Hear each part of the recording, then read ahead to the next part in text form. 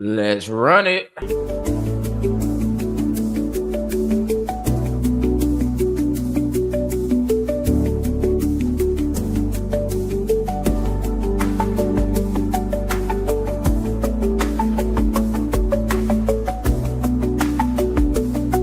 Okay.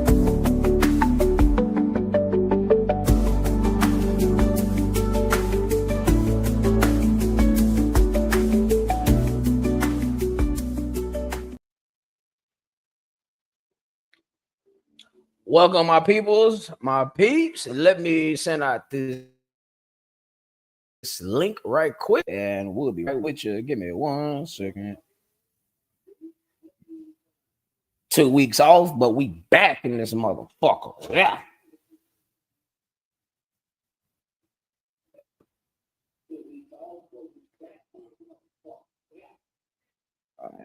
That's how we do it over here at the program, man. Just had a lot of shit going on this week, but we back active, back attractive. Yeah, I went Jimi Hendrix Metro Boomin, but it's cool, bro. It's cool.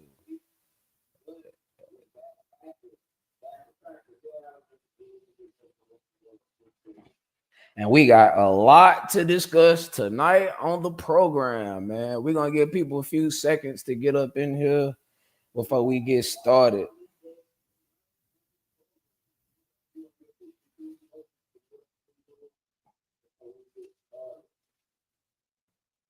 So give me 1 second. Hold on.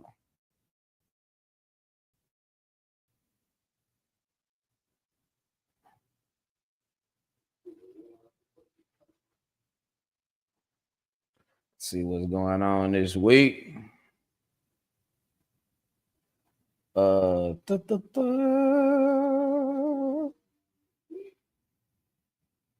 My boy up in here. Got to talk about them Chiefs, them Giants, them Ravens, them Rams, them Eagles. Yeah, them Lions. Nigga, we got to talk about it, man. Them Titans.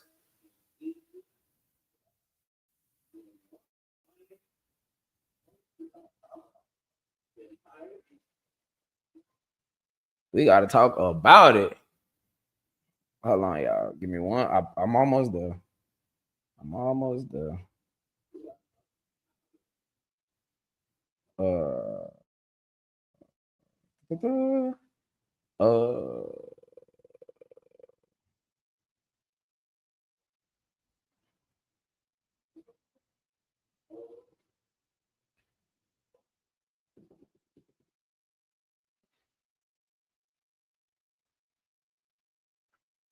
yeah, man.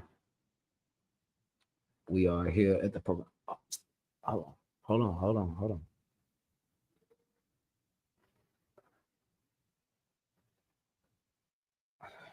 All right. Week 3, National Football League. Now, y'all know we got to start off the program the way we always do, and we gotta plug the other channel.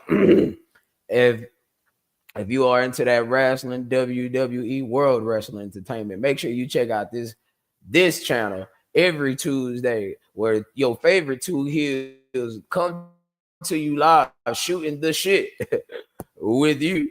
And prayers go out to my co-host J Dub. You know, he going through a little medical thing right now, but hopefully my boy pulled through. You get all this stuff situated. We'll be coming back to you live on Tuesday. My boy had to muster through the show, so for my boy J Dub, go a drink for you. Top off the show, and I cannot. I would be remiss without talking about my boy Chase, man. My boy had his second baby today, so the Funko gotta share. Well, had his second baby on the 22nd. I'm sorry. His the Funko gotta show his love. Yeah. Y'all know how we do it over here on the channel. Uncle Mike love the kids, man. He love the kids. But where do y'all want to start? Oh, yeah. Also, starting this week, going forward, at one point during the show, damn, my fucking camera be going blurry and shit. At one point during the show, we're gonna have them a little segment where we allow to talk they shit.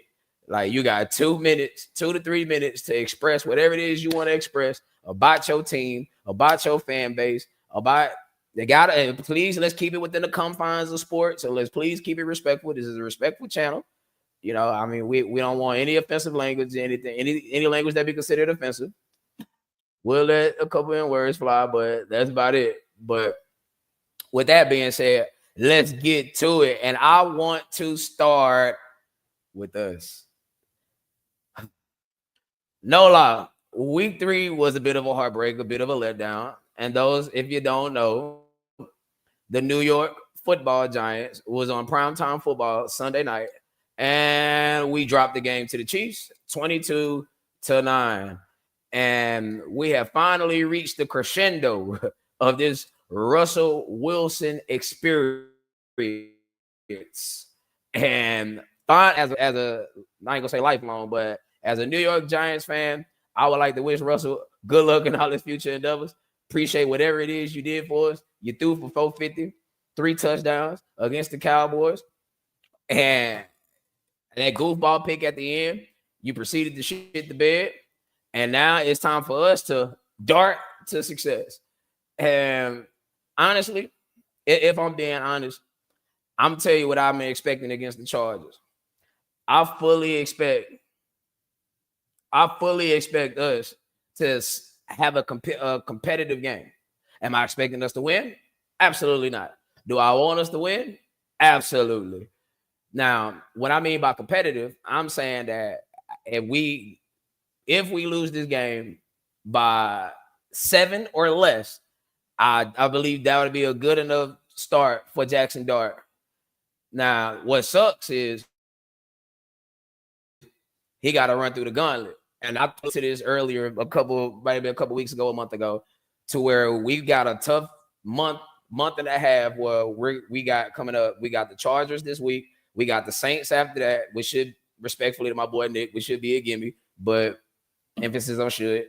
And then after that, we got the Eagles, Broncos, Eagles. Now, that's what I wanted Russ to at least make it through.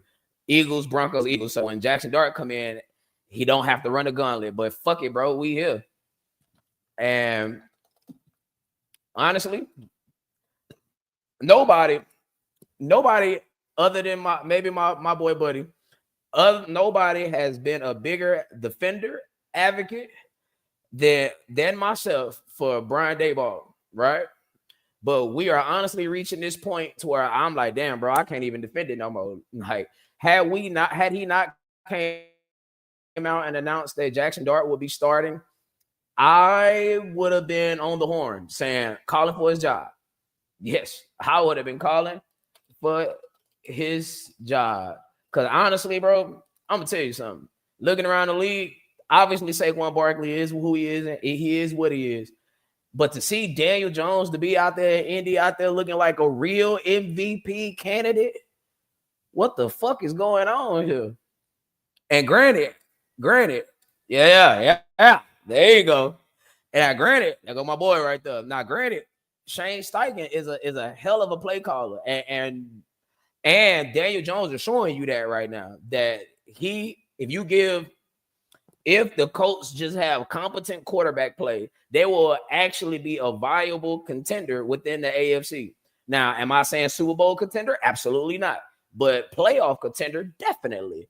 And if we keeping it a buck right now, bro, the Colts win the AFC South.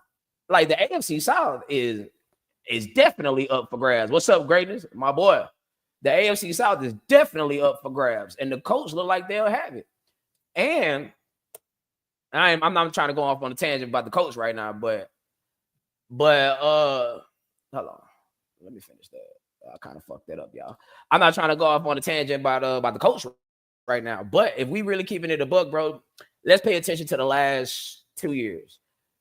Anthony Richardson was terrible, right? Wasn't good. Let's not say terrible. We'll say wasn't good, right? But the one team he religiously, god damn, this fucking camera.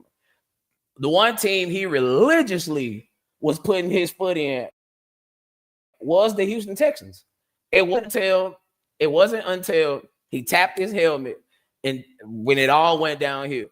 And let's be honest, if Gardner Minshew completes a pass in the flats, the Colts win the AFC South and go to the playoffs. Steichen, credit them. Big. But I can't lie to you. I can't lie to you. I can't lie to you and tell you that this weekend I wouldn't be excited.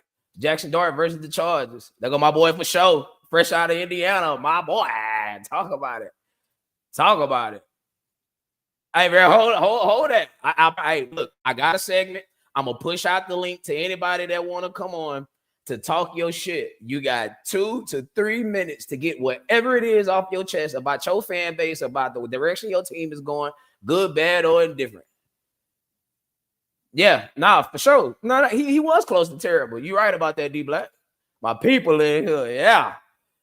Don't get hype on the coach yet. Wait till fair. Now, and I know, my boy, me and my boy Tony talk about this all the time, bro. We all waiting on another shoe drop for Daniel Jones. But this is the thing about that shoe dropping. Maybe it won't. Good O-line, top 5 running back. Not in terms of head coaching. Just follow me for a second. But Shane Steichen is a top 7 play caller in the NFL. And collectively, the Colts have a good defense. And they're in a shaky division. So the bottom might not fall out for them. Now, facts. And legitimately, Daniel Jones is an MVP candidate. Did y'all know, besides rushing the football, did y'all know his numbers was better than Josh Allen coming into this week? Did y'all know that? But we're going to get to the Colts. Let's just hold our horses right quick. We're going to get to the Colts. But let's start it off with Monday. For what do y'all think about?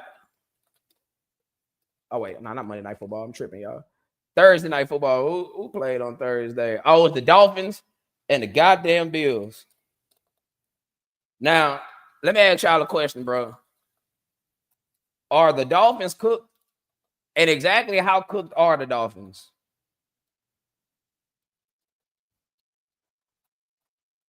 How cooked are they?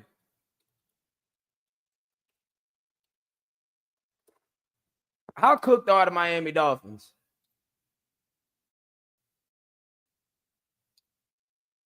How cooked are the Miami Dolphins, y'all? I'm gonna give y'all a second to answer that. I'm gonna give y'all a second to tap in with that.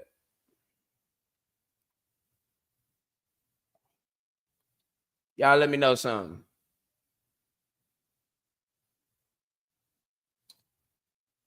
Exactly how cooked are the Miami Dolphins? Facts.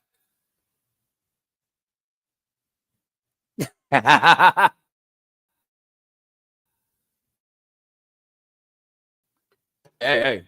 Nah, y'all good out on this.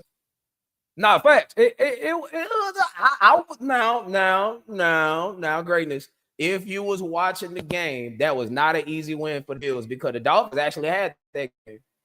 And Tony, you know, we meet Tony KJ. Y'all know about it. My boy Marlon, the only Lamar we give a damn about Washington.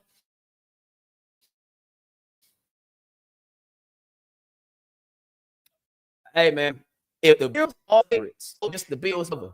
And I believe the Bills was 11.5 point favorites. And I think they won the game by 10, if I ain't mistaken. Tua is trash. Masarapu. Trash in Spanish. Shit with feet ass. Fresh garlic coated Parmesan cheese stuffed buds. That actually sounds pretty good. The freshly glazed garlic coated Parmesan cheese. But how cooked are they though? That like it's a 2-part, y'all. It's a 2-part. Exactly how cooked are the Dolphins? Now, y'all know what I've been saying. Blow that bullshit up. Blow it up. Blow it up because you're not competing with Tua, with Tyreek. You traded for Mika Fitzpatrick. Well, I don't fucking know, but whatever. And you're not gonna compete. Like The Dolphins is not going to beat the Bills, the Chiefs, the Steelers, the Ravens. I don't think they'll beat the Jets, to be honest. The Chargers, the Broncos, and that means I'm already at 8 at best. They ain't gonna beat the Colts. Man, they need to rebuild in certain areas. Facts. Now, I'm gonna tell y'all something. They married to their contract. You can get off of that. Hey, it is what it is, bro. Like you gotta go ahead on it and eat that. Pause. It's a done deal. And B, you got them on a fucking deck where you pay me. But my boys say on the real, they gotta restart. They are considered soft. Nobody on their roster or coaching staff are gonna change that. Gotta blow it up. And I'm gonna tell you, I know my boy Tony gonna love this. I'm gonna tell y'all who really got the biggest smile on their face.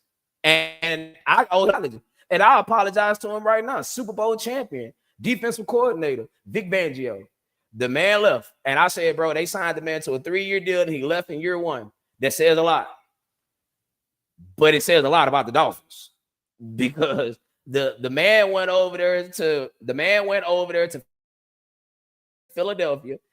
He got that defense not looking like they turned that defense into a top 2 defense in football. So, and he won a Super Bowl with it. Say what you want about Saquon Barkley leading the show and all this other whatnot, but you got to credit Vic Fangio for the way that defense was looking. But this is the question. Hold on, let me get here right quick.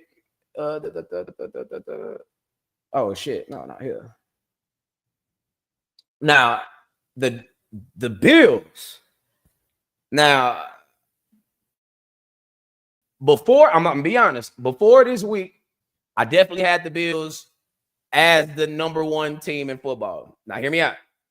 It was tough putting the Eagles at number 1, considering how they was winning football games and the passing game looking the way it did. But after this week, the way they came back and beat the Rams, yeah, we putting the Eagles back at number 1. Definitely. Most certainly. I got you. I got you for sure. On my mama. Talk about it. I got you for sure. I'm going to drop that link. Give me about 30. Let me run through some of these games. Do you think? No. This time, I'm sorry. His time is up, y'all.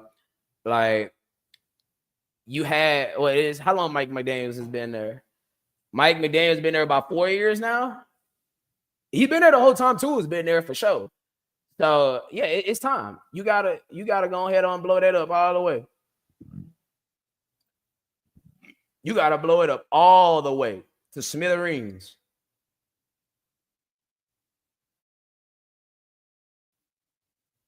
Like there's no other way. Because look around you in the AFC East. The Patriots, they getting their shit together. They close. The Jets is close. And I love Quaker Baker, Honey Bunches of Oats. Baker Mayfield, very nice. I like him. But if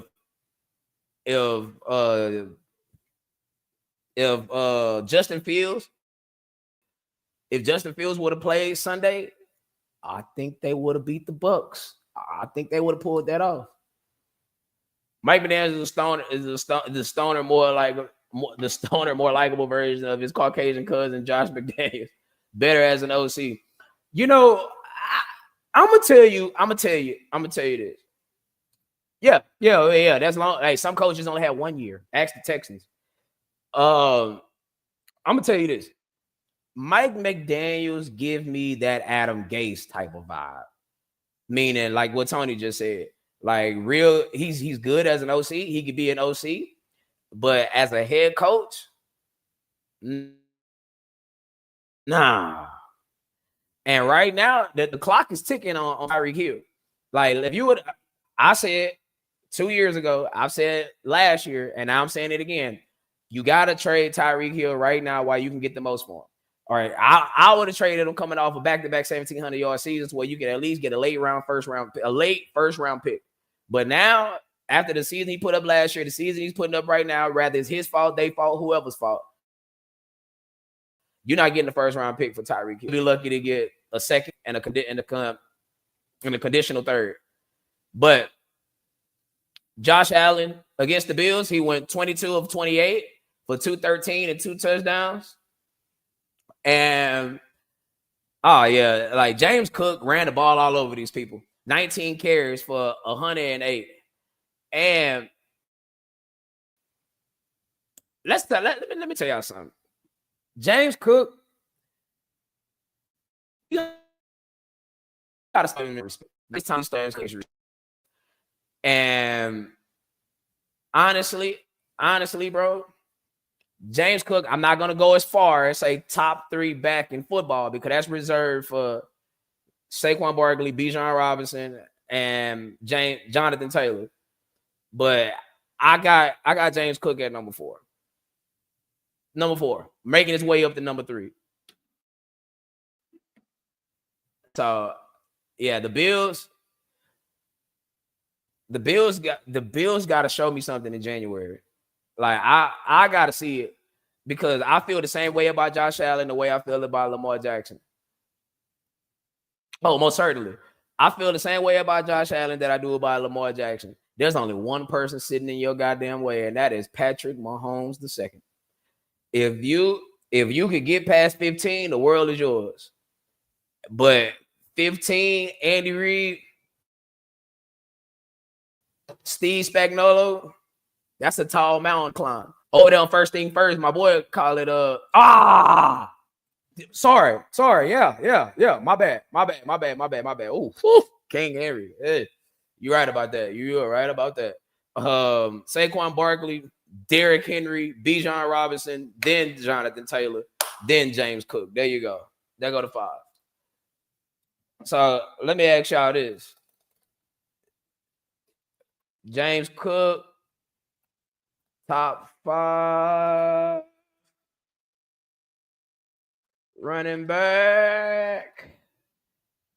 If so, where do you rank on?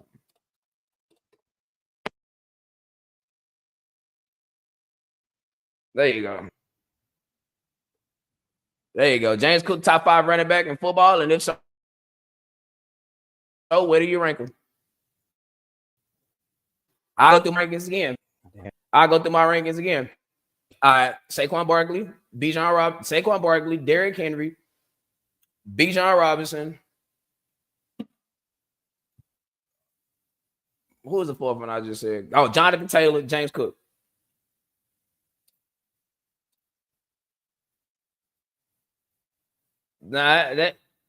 Hey man, that's true. That is true. And my boy Rashad Felton, real Ravens fans right there. I fuck with them boys. Oh, my boy Ken, real Ravens fan. One thing about it, y'all know it. I said MVPs, 2-time MVPs. I've been saying this since 2019, since he won his first MVP. Now that you won the MVP, can we make it to the next level? We have to, because it's like Aaron Rodgers. Those MVPs start feeling hollow as hell without no Super Bowl appearance. Now, Lamar Jackson don't have the same resume as Aaron Rodgers as far as when Aaron Rodgers won the MVP, 15-1, number 1 seed, home field advantage, and you drop to the New York Giants. That's crazy. But nevertheless, and my boy say he got him at number 4. What about the rest of y'all out there in podcast land? James Cook, top 5 running back. And if he is, where you got him? And I'm gonna go to the next game. Why y'all thinking about that?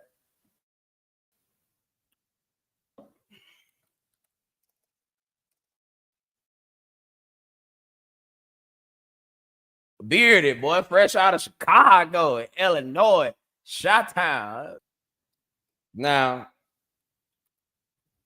what was that? 14. Now, Chicago versus the Cowboys, the Bears. Out there, man. 31-14, y'all. Now, I know a lot was said about this game, and me and my man's had a correspondence about this. Not bad at that. I'm not mad at that. I'm not mad at that at all, bro. I'm not mad at that at all. You can interchange James Cook and Jonathan Taylor. I respect that. I respect that. I respect that. What about the rest of my people out there in podcast land? But let me get back to this. Cowboys 14, the Bears 31. Now, I will say this. The Cowboys defense is terrible. Let's just go and get that out the way. They rank all I think they do. I think they rank dead last in almost every statistical category when it comes to defense, right? But I gotta admit, and I'm gonna keep giving my man his praise. Brian Schottenheimer deserves some type, because the way that offense is looking, all things considered, is actually playing better than anybody could expect. And the running back Williams, he's actually having somewhat of a career resurgence right now. Saquon, King Henry, Jonathan Taylor, Bijan, James Cook, Bucky Irvin. All right, he gave me 10 of them. Jahmyr Gibbs, Josh Jacobs, CMC, and David Montgomery. I would probably change Josh Jacobs and Jahmyr Gibbs. But I understand why you would probably have Jahmyr Gibbs right there, because you could do more with Jahmyr Gibbs, especially in the pass game. So, yeah, I'm not mad at that. Now, a lot of people is calling it the best professional performance, or a very professional performance by Caleb Williams. Caleb Williams with 9. Hold on. Matter of fact, fuck that, man. Why am I doing all that when I could just do this right here? I need no audio to be played. Hold on. I got y'all, man. Let me help my people out here in podcast land. Yeah. All right. As you see right here, let me zoom that in right quick for those that can't see. Okay. As you see right here, Caleb Williams, 19 of 28, 298, 4 touchdowns. And my boy Bird in 3 receptions, 100. God damn, Dallas. Y'all wasn't covering a bitch ass thing. This nigga had 3.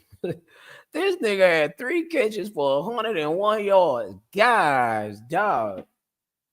Man, do the goddamn math on that. That man was averaging almost 35 yards a catch.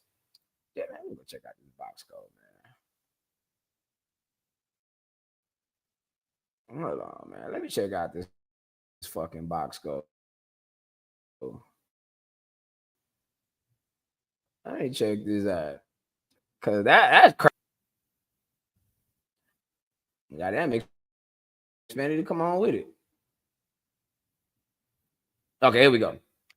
Dak went 31-40, 251, 1 touchdown, 2 picks. Man, about a so-so game, all things considered. And Javonte Williams, that's his name. Javonte Williams, 10 carries, 76 yards, averaging 7.6 yards a carry. That's not really bad numbers either. Now, Ferguson, and my dumb ass had Ferguson on the bench for fantasy, bro. What the fuck I got going on? 13 catches, 82 yards, 6.3 yards a carry. I mean, at 6.3 per catch. Yeah, there we go. 33.7 yards a catch, y'all. This man had 3 catches on 3 targets. Luther Burden, the third. And everybody else put up respectable numbers, but the real story right here is Luther Burden. Caleb Williams, 19-28, 298, 4 touchdown receptions with a 142.6, with a 142.6 rating. Now, let me take that down right quick. Now, let me ask y'all this question. Did Ben Johnson recover from that? I can't lie. That fucking flea flicker was fucking diabolical.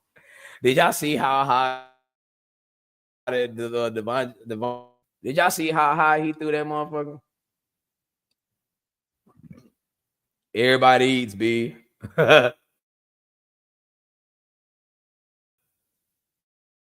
No cap. No cap, bro. Like them people was looking terrible. Well, hold your horses on that. Cause I got something to say about Michael Parsons. Just hold your horses on that. I'm not ready to blame Jerry just yet. Not just yet. You gotta let it play out just a little bit. Let's not be quick to pull the trigger. Cause the Packers lost to the Browns from downtown. Yeah. But oh, my bad. I don't know why the fuck I killed the screen any goddamn. But let's see. Now, Dallas did not score a fucking point in the entire second half. But to be fair, only 7 points were scored in the entire second half. Now, I will say this. You can't have this type of shit going on whenever y'all play. I'm talking about the Bears. You can't have this type of shit going on whenever y'all play. Because only scoring 7 points in one half. Hey, Dallas defense is so terrible to where you should really be lighting it up, at least scoring at least 7 to 10 points per quarter. 7 at least, right? They just that terrible. But we got things to come coming from Dallas. And I think Caleb Williams is gonna be all right. Now, my boy ain't really the biggest fan of Caleb Williams. He think he might be a bust. I don't know about that, not just yet, but exactly what I'm saying, D Black. It's hard to rate with it being so soon. But let's go to the other game. Let's go to the next game. What we got going on? Yeah. Hold on right quick, y'all. Let's go to the next game. We got now. I'm gonna go to the Packers game next, y'all. We're gonna go to the Packers game. Ironically next. Okay, bet. We are here. Okay. Packers and the Browns from downtown. We got Packers 10, Browns 13. Now, this is obviously a low-scoring affair. And you got Jordan Love right here, 18 to 25 for a $183, a touchdown, and a real goofball pick of Quentin Junkins, 18 carries for 94 yards. That's a good way to make your debut, boy. I ain't bullshitting. That's pretty good. Matthew Golden, 4 catches, 52 yards. And I'm not going to lie. I got a little bit of something to say about Matt LaFleur right quick. Got a little something. Let that load up right quick. I got something to say about Matt LaFleur right quick.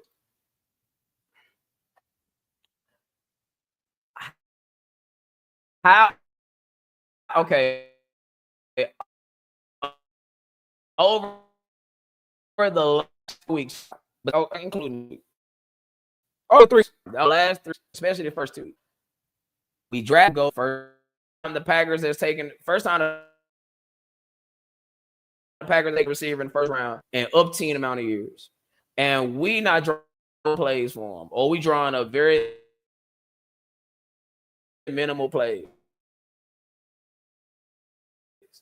And I understand easing somebody into this is those how them use Matthew Golden, and he actually looked pretty good. Actually looked pretty.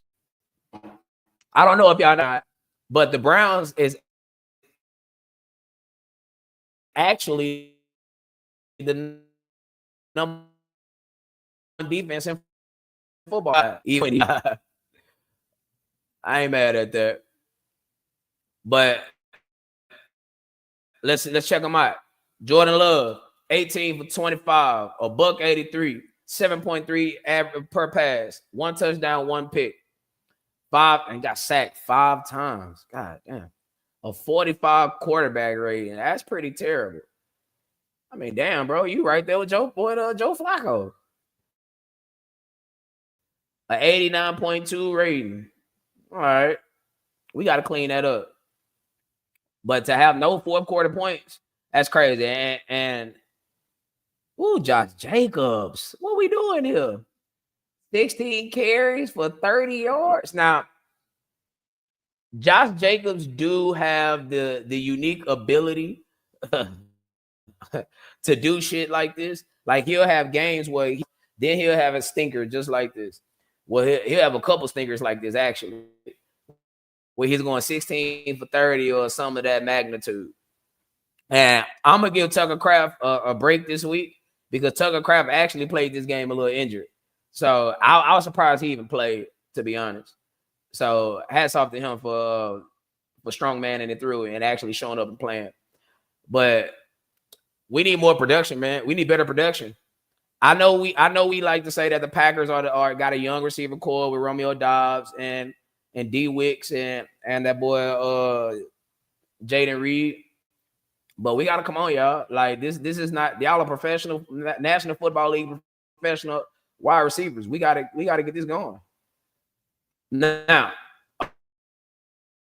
over here on the other side with the Browns.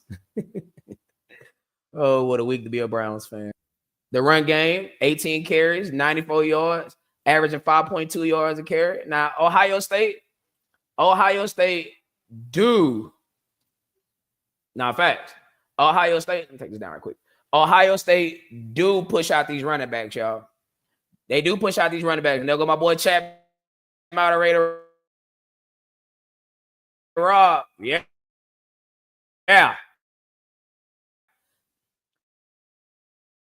They do put it Kane for sure.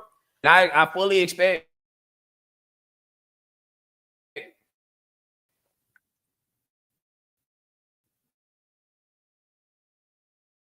and Kevin Stefanski, he runs that football.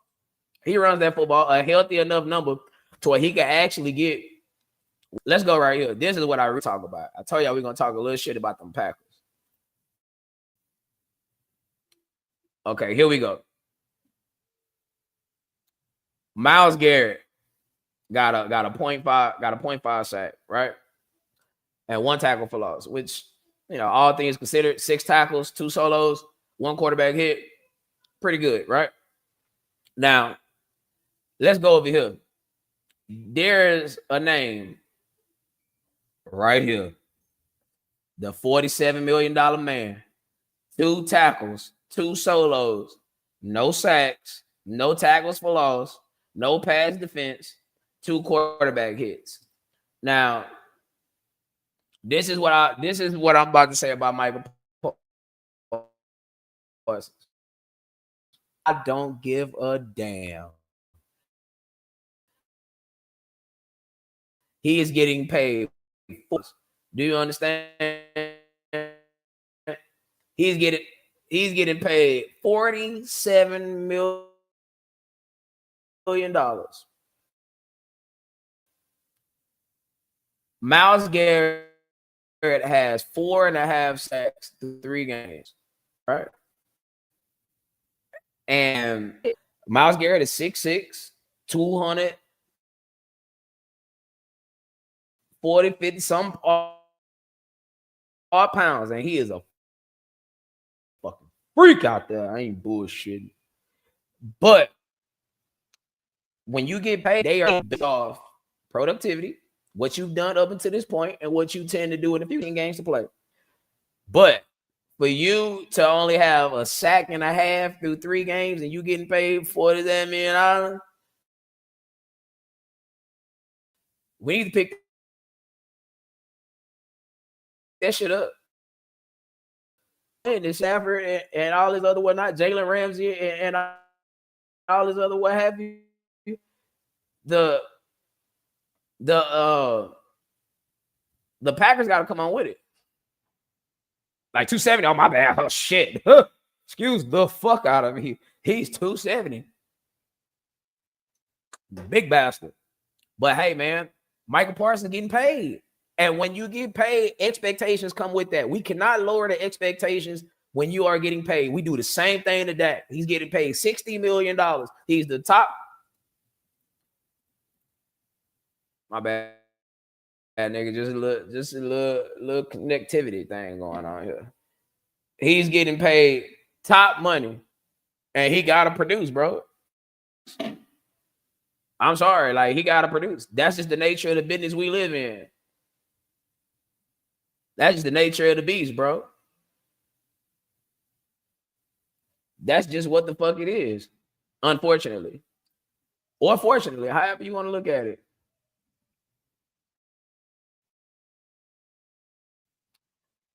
We got, so hold on, give me 1 second.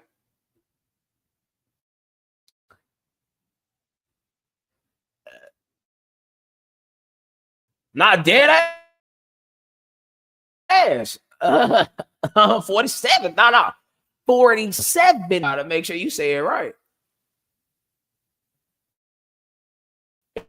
Yeah, forgive me, y'all. We're gonna get that together. Little production issues, man. Just a little production issues. But $47 million, bro, you gotta produce. You gotta produce for us. But let's go to this game. And I know there's a lot being made.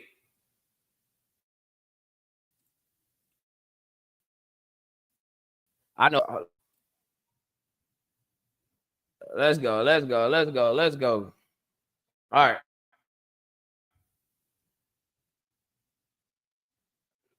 We got the Indianapolis Colts, 41. The Tennessee Titans, 20. Daniel from the Holmes Jones, 18 for 25, 228, right? 228 yards, 9.1 yards per throw, 1 touchdown, and a quarterback rating of 94.1 with a rating of 113.4. Now, as a former, not a former, but as a, I'm gonna bring the screen back.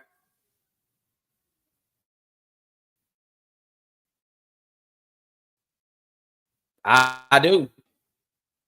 With Dave Jones being a former member of the New York Football Giants, I gotta say that it does make me feel some.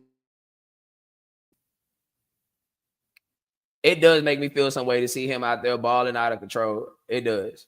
But with that being said, bro, 228 passing yards. The man, I don't feel viable MVP candidate. You did not. Yeah, facts. Nobody had that on their radar. This upcoming season. You couldn't pay nobody in the world to say that Daniel Jones was gonna play like this through the course of 3 games. I know my man said the first game he gonna play real great, but the bottom gonna fall a lot. But the bottom ain't fell out yet. And right now, if the Texans and the Colts were on the of the Bengals, he got up out that shitstorm of a defense. And look at the Colts defense. He went somewhere where he got the personnel that can actually get it done. But I will say this: with Kenny Moore going down, right? With Kenny Moore going down, I want to see what that defense is gonna look like now in the slot. Because Kenny Moore is one of the best nickelbacks in football. Now, if you put him out there on the perimeter, oh, he gonna get his shit thrashed. He gonna get his shit worked on. But anything else, the man actually might. If you put Kenny Moore out there on the perimeter, he really gonna get worked. I ain't gonna bullshit you, but like that week, last week, Now, fact, that last week with Cam Ward throwing that pass in the flats, I can't lie. That was a rookie mistake. And you throwing that to Kenny that played 20 times. Now, let's go back to something right quick. Hold on. Jonathan Taylor, 17 carries for $102 and 3 touchdowns. Proud member of the Eagles home hard hitters. Yeah. Now, this ain't necessarily the greatest receiver numbers in the world, but collectively, between your top 2 receivers, this is pretty good. Now, I don't know what's going on here with AD Mitchell, but I think AD it's crazy because AD Mitchell haven't really been involved in the offense like that. But when they do, it's like the Matthew Golden conversation. When they do manage to get him involved, this is gonna be scary, y'all. This is gonna be a scary offense collectively. Now, granted, none of these names is gonna stick with us. Very nice. But between Michael Pittman, Alec Pierce, Josh Downs, and AD Mitchell with the Tyler Warren, this could be very scary, bro. This is a very underrated offense. And this is one of the reasons why I wish Shedeur would have went to the Colts. If Shedeur was on the Colts, I'm not saying he'll be having Daniel Jones numbers, but we'll be talking about Shedeur possibly being an offensive rookie of the year. But let's slide over here to the Tennessee. Let's slide over to the Tennessee. Hold on. Let me get these comments up here. You definitely could pay me, even with Anthony J and greatness money coming out their back pockets. Ah, that's funny as fuck. But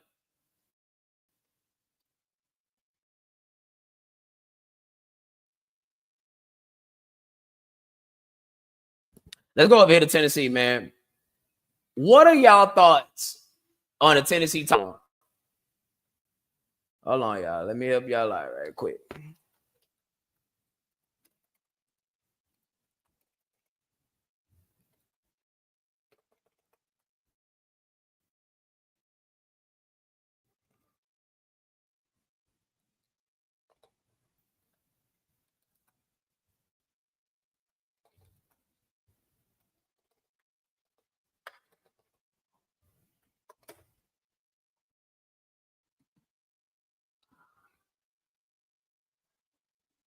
What are your thoughts on the Tennessee Titans? I'll give y'all a second to answer that. I'll give y'all 1 second to get that together. Now, there are some news coming out this week that it were actually within the last 24 hours that Bill Callahan has decided to put down play calling. And I know I watched a little bit of Titans content, and I know it's a lot of fans calling for his job right now. They're saying how he falling asleep at the wheel, how he don't understand the rules of what a catch is, etc., right? Now, I will say this about Callahan, and it's the same thing I was saying about Nick Sirianni when he first came. Now, I respect this, right? Remember when Nick Sirianni was originally calling plays, and he realized immediately, like, hey, bro, this ain't for me. Like, I can't be the play caller. I'm fucking the shit out this team royally. I have no idea what I got going on. And he gave up play caller, which you can respect that as a leader, right? A great leader could recognize that, hey, I'm doing this wrong. I'm leading us in the wrong direction. Know how to defer, right? And that's what Bill Callahan just did. He deferred. He's saying, hey, man, calling plays is not really my strong. So allow me to put this aside and let me focus on being an overseer. Now, they gave the quarterback coach the play call sheet. So we're going to see how it's going to look going forward. But a lot is riding on the success of Cam Ward.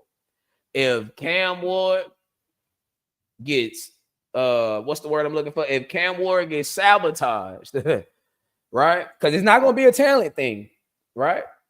If if he gets sabotaged by way of coaching, a lot of heads gonna roll, and they gonna clean house.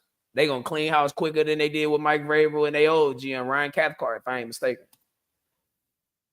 No, wait, hold on. Here we go. Cam Ward is nice, but they got a long ways to go before we see it. But this the thing, the AFC South is still. That's why it's good to make happen right now. The AFC South is within reach. Young quarterback with aging talent, Barron Ross, the coaching staff seems to be in over their head. Need a hard reset around the young QB. Okay, if you say a reset as far as like coaching, OCs, etc., receiver coach, lineman coach, etc., I'm not totally against that. But again, I'm gonna give Bill Callahan just a little bit of grace. Now, he could have took the dickish approach and said, "Hey, nah, motherfucker, I'm calling plays. Either learn this shit or get the fuck on. It is what it is." But that's not the approach he took. With respect, with respect. But Tony Pollard only giving you 16 carries. It would Tony only 16 carries for 45 yards. Now, I will say this. They need to make a change at running back.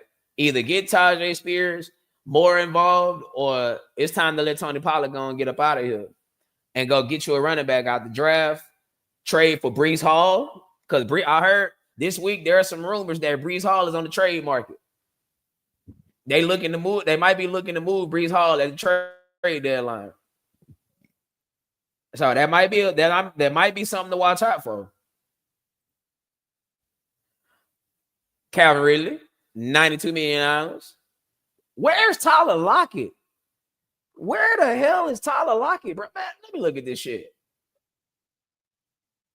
Yeah, 4 catches, 37 yards. Nah, hell nah. We got to come on with that. Tyler Lockett got to get more targets. He got to get more involved. Preseason, but they need. Oh, okay, I see it. I saw something in preseason, but they need a little adjustments. Yeah, and Tony might be right on them type of adjustments. Yeah, I think it might be time that Tony Pollard. It might be time to get him up out of there. And if Calvin really can't get his shit together, it might be time to get him up out of there. It might be time to get him up out of there. Well, hold on. Let me keep it pushing right quick, y'all, because it's a lot of games we got to get through before I let my people come on here and talk their shit.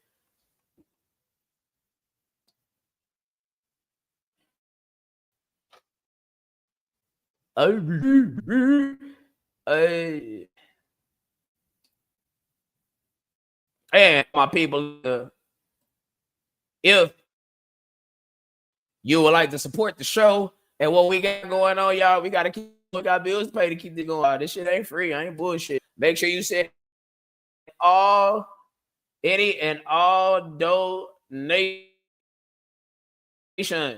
to Cash App, Money Sign, STSJ and PayPal, John.Wiley316.com. And always remember, any and all donations and contributions, as my boy Levi like to say, is welcome and or appreciated.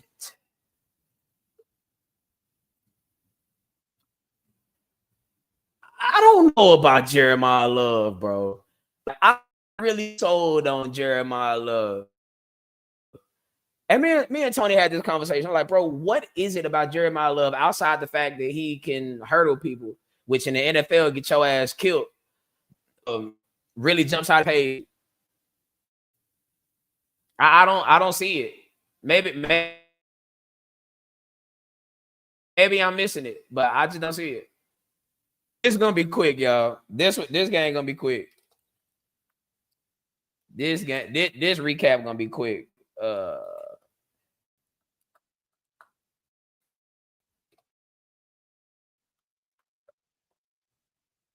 The Minnesota Vikings versus the Bengals, 48-10. Who the hell saw that coming? I'm indifferent to Singleton and Jeremiah Love personally, but who saw this coming? The Vikings blitzed the shit out of the Bengals. Isaiah Rodgers out there putting on a defensive performance of a lifetime. Carson Wentz.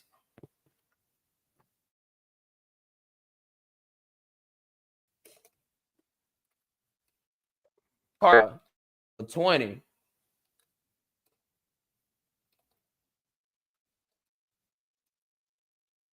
Carson Wentz out there went 14-20, $173, 2 touchdowns. Jordan Mason, 16 carries for 116 yards and 2 touchdowns. And Justin Jefferson had an okay day. It wasn't nothing really too spectacular to write home about. But nevertheless,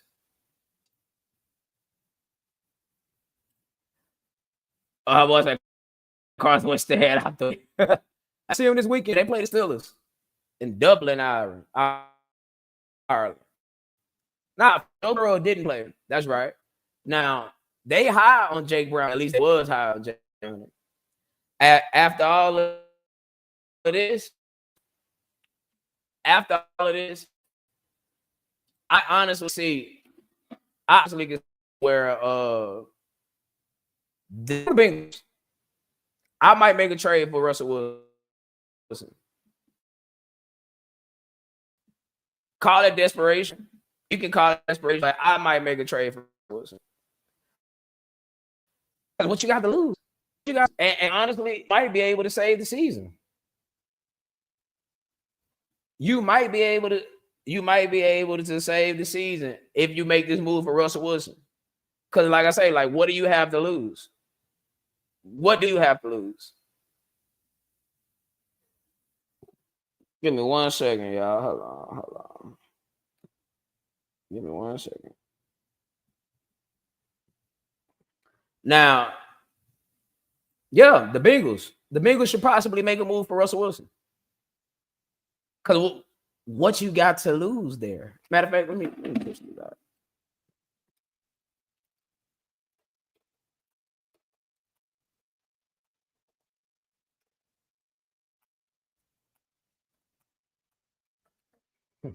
My boy called him Russell with 2 L's.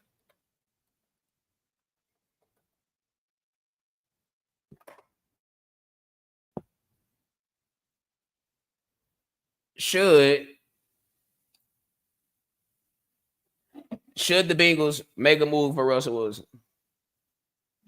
I'm gonna give y'all a couple seconds to digest that. Pause. A minimum of 3 months. He's out at least until December. At least. At the early, and it could be all season, but at the very minimum, December. Oh, you saying how long is Joe Burrow out? Okay. He's out until at least December. My cousin called him the Bungles. But should the Bengals make a move for Russell Wilson? What y'all think?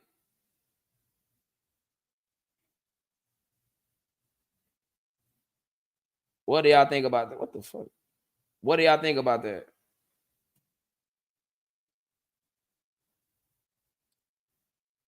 Yeah. And I would give up a 5th round pick for him. A 5th or a 6th round pick. All right, what you got to lose?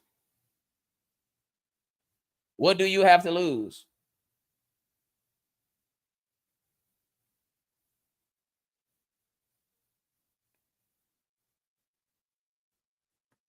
Okay, here we go. I see what you're saying, but I don't think they do. Or should. Jake Brown is their long-term guy. I wouldn't bail on him after 1 game against arguably the most complicated defense in football. I mean, I feel that. But right now, even though the AFC North, right now the Steelers are number 1 in the AFC North. Let's put that out there. Shout outs to Corey, real Steelers fan right there. But the season is still within reach. And Jake Brown, who knows? Like it might be time that they panic. They might panic and make the move.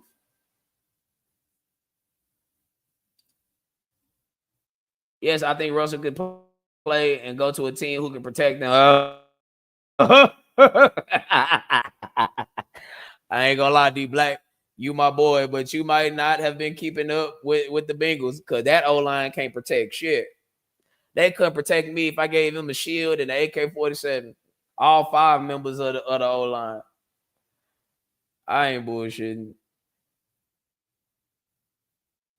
Them people can't protect Nathan.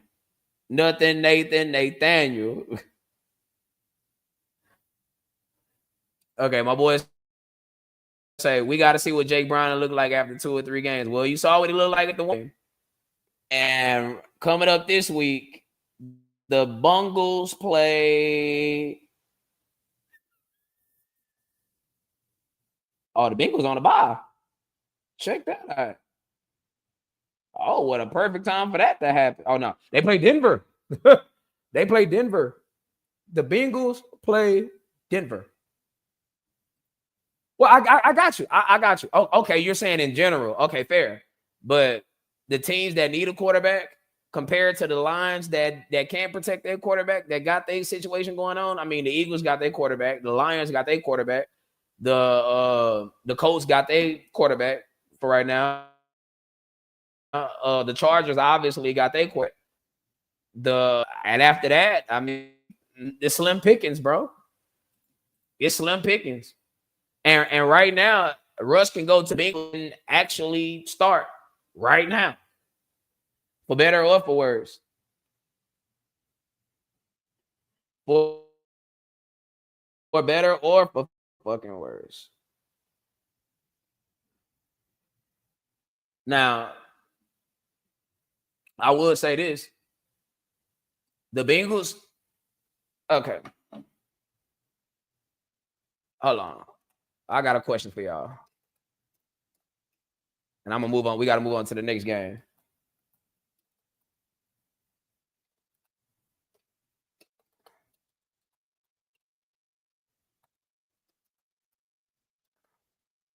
Hold on.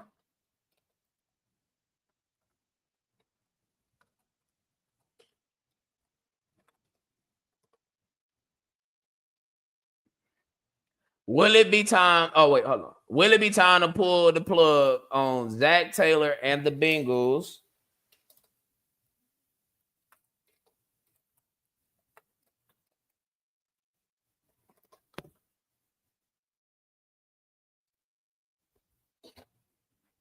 Will it be time to pull the plug on Zach Taylor and the Bengals this offseason?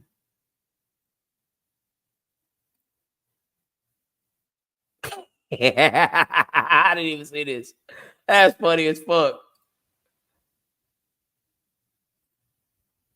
Absolutely. Absolutely. And look, I'm gonna be fair. I was fair. I say, bro, the fact that he threw for 450, 3 touchdowns, and I believe he had a 70% completion percentage, he deserves to start the next game, which he did. And yes, bro, he threw a goofball pick at the end of the game. Like Malik Neighbors was nowhere. Like Malik Neighbors had an outside breaking route. I don't know if he ran a comeback, a stop, or whatever. He was outside the numbers. He threw the ball damn near on the hash. Was nobody there. Nobody was there. Nobody was home. But let me get your thoughts on that. Will it be time to pull the plug on Zach Taylor and the Bengals this offseason? Now, I have heard this. I've heard these rumblings amongst the media and the sports talk nation that maybe it might be time that the Bengals consider, not saying they will or they would or they should, but maybe it's time for the Bengals to consider moving on from Joe Burrow. Because if we really want to keep it a buck, bro has not been healthy at all.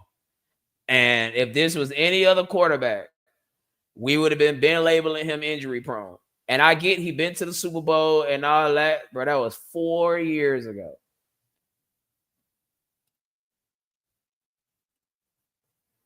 Yeah, it's most definitely time for Zach to get his release papers. Could have been past that point, but Zach get the excuse that I mean, but that perfectly led up to my question just now.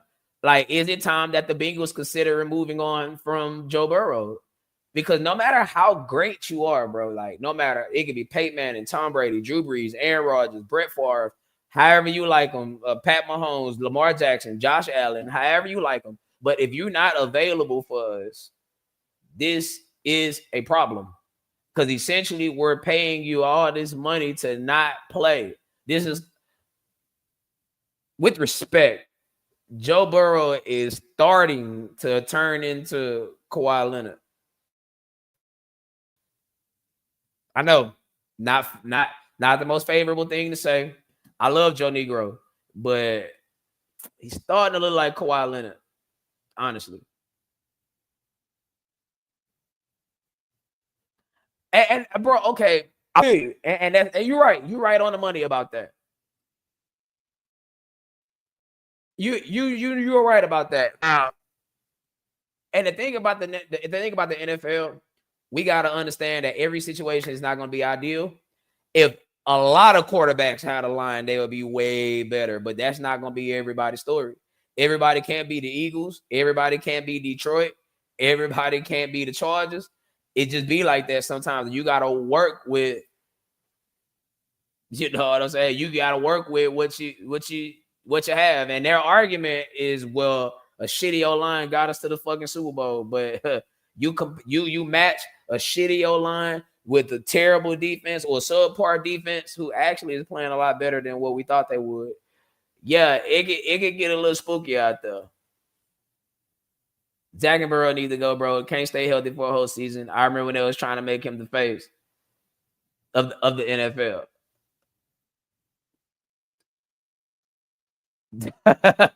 I feel you, bro. I feel you. But this is if we looking at this unbiasedly, that's the way it gotta get looked at, bro. Like if you're not available for us when we need you, what good are you to us? Now,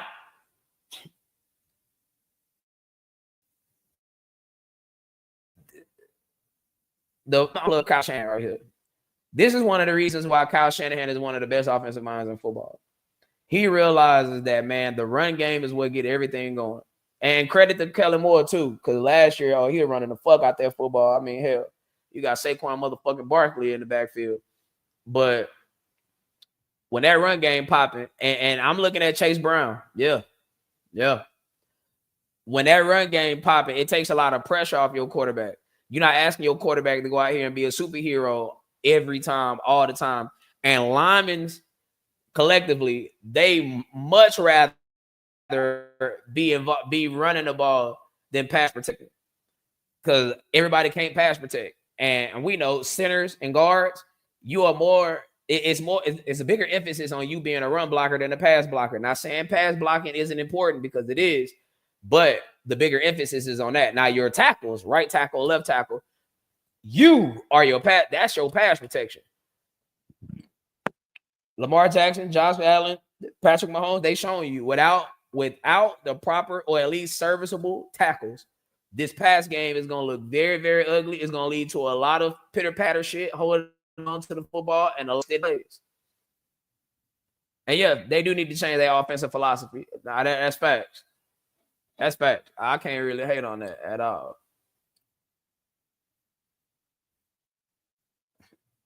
Right. Yeah. Yeah. Nah, facts. Like take a page out of Kyle Shanahan and Kellen Moore's playbook. Joe Burrow was said he was one of the best in the game. It's not just him saying that, other people say. I see you, Becky Lynch. I see you. I see you, brother. I see you. Hold on right quick, man.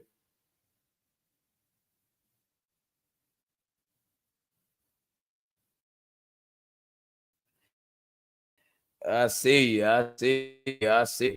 Let's get to the let me cause we gotta talk our shit, man. We gotta talk our shit. Hey, let me know who trying to come on and talk their shit for 2 to 3 minutes, man. Cause I gotta push out the link. But next game, we got We got these folks, man.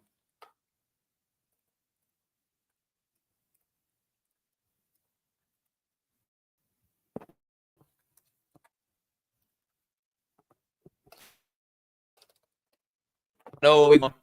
Y'all know where we going? We going over here to Duval. Yeah, talk about it. Texans 10, Jaguars 17. Now,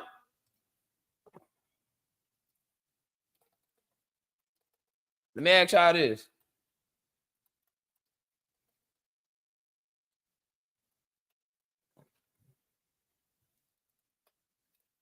Is it time that we have a conversation with my boy Rod at, man, about CJ Stroud? What my boy D-Law at? Is it time we have a conversation about CJ Stroud? I'm gonna give y'all a few seconds to answer that, and I'll give y'all my thoughts on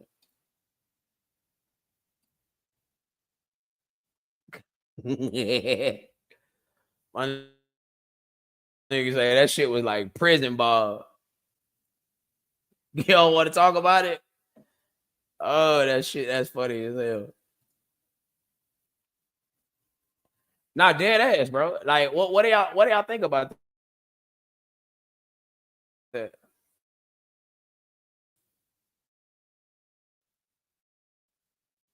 Like, right now we fucking up on every penalties. Hey, you moved Laramie Tunsil. You got some picks in return for that. And I understand why the move was made at the time it was made, because Larry Tunsil is getting up there in age. And we have to move you. Like the Bill Belichick philosophy is you move them a year early before a year too late. And bro was getting a lot of penalties last season. He actually led the league in false start penalties, which is crazy. But is it time? Is it time?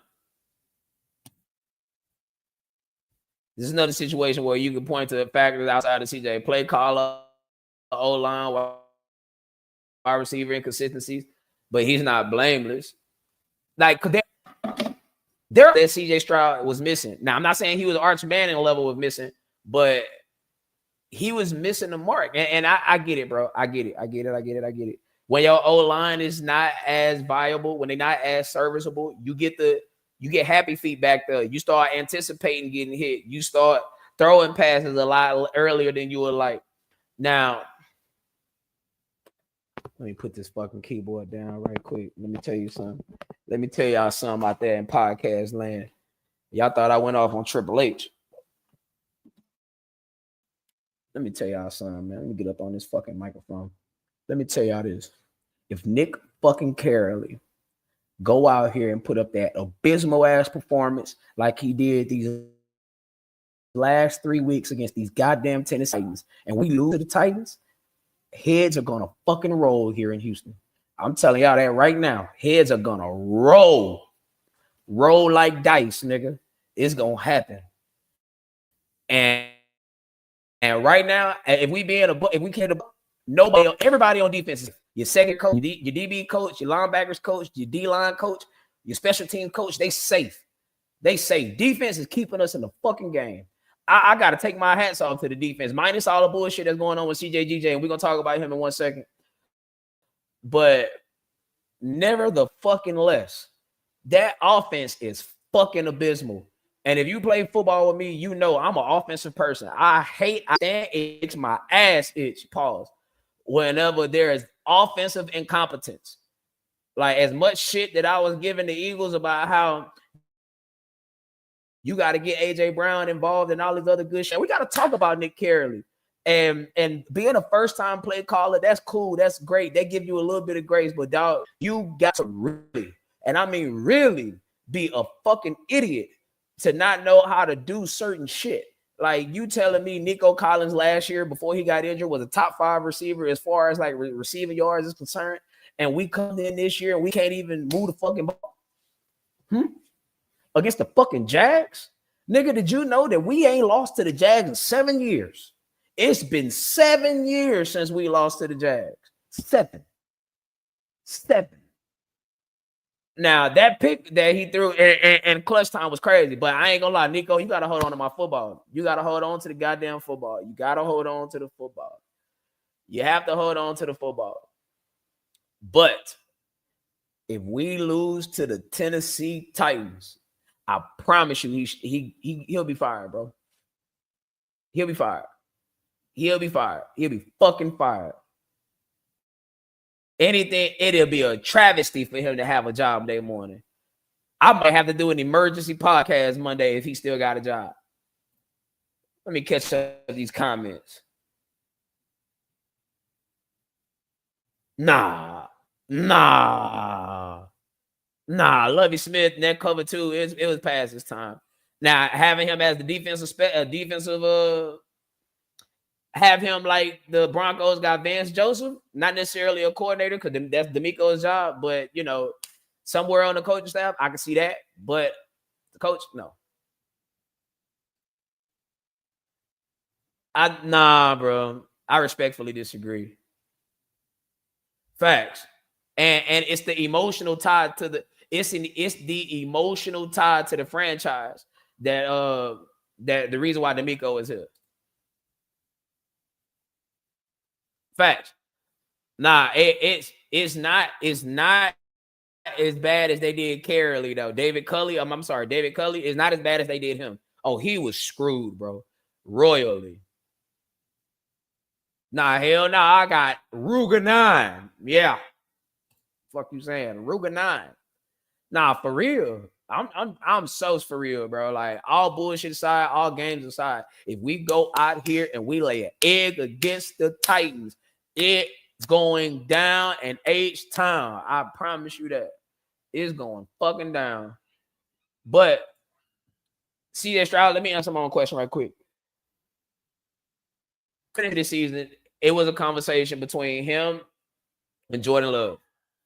And I had him over Jordan Love. But now, Jordan Love over CJ Stroud, bro. And it hurts my heart to say that. It hurt my heart to say that.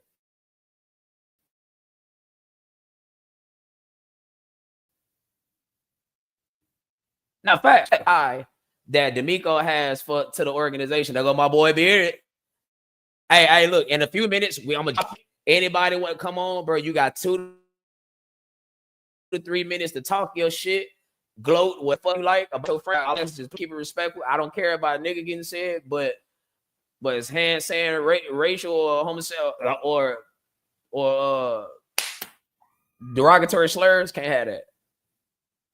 Nah, for real. Like I'm sorry. Now CJ Stroud could win it back. But as of right now, I definitely got Jordan Love over CJ Stroud. I hate to say that, bro, but that's just what it is. And I promise you, I'm gonna say it one last time. But Jordan Love, CJ Stroud didn't look good at all this season. At least Jordan Love looked good within the first 2 weeks, especially against the Lions. Yeah, especially against the Lions.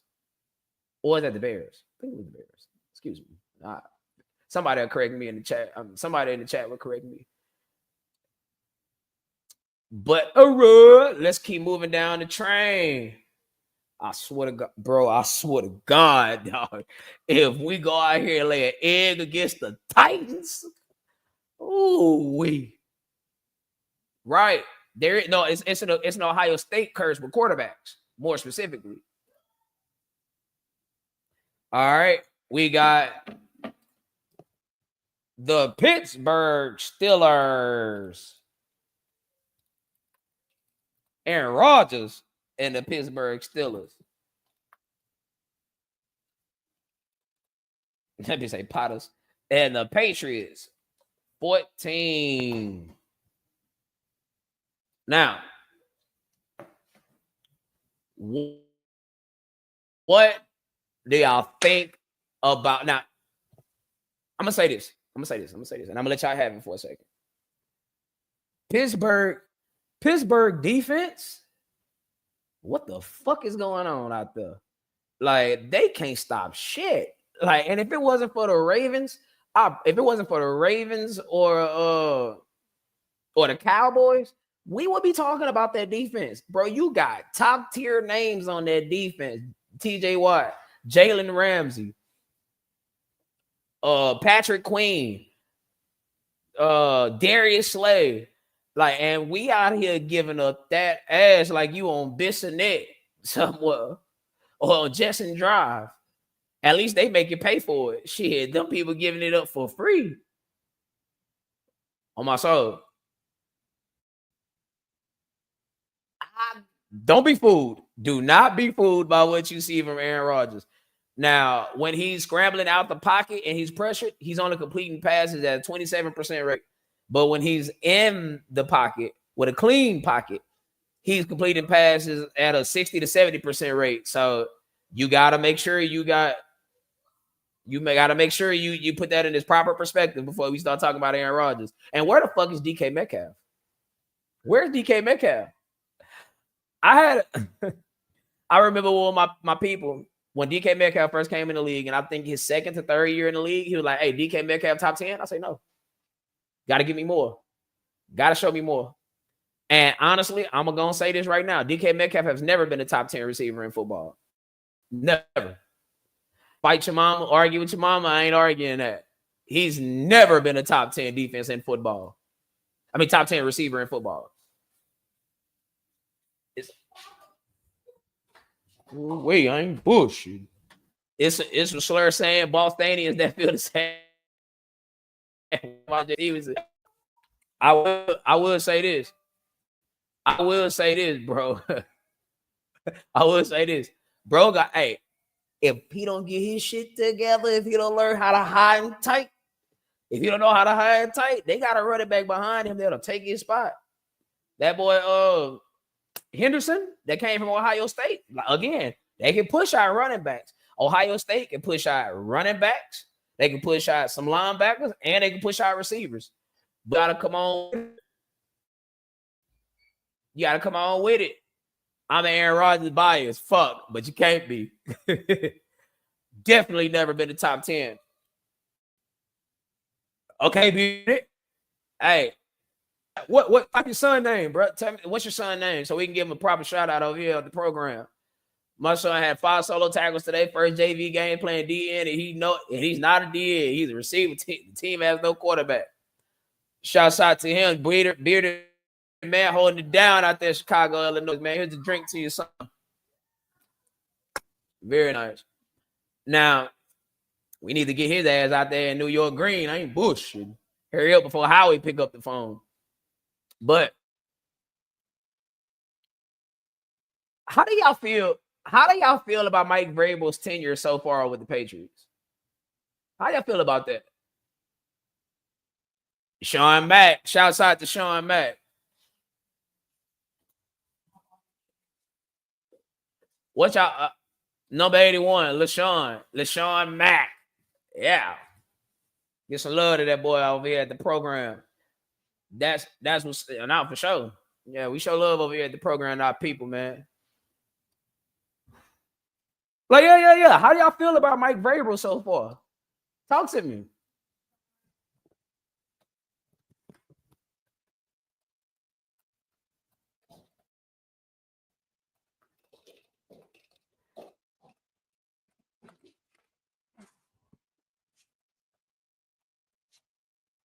Come on, y'all talk to me right quick.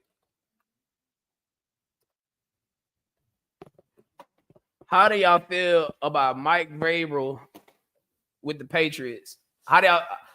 I know it ain't looking like coach of the year. It ain't looking like coach of the year now. That ain't gonna happen. But how do y'all feel about Mike Vrabel so far with the Patriots?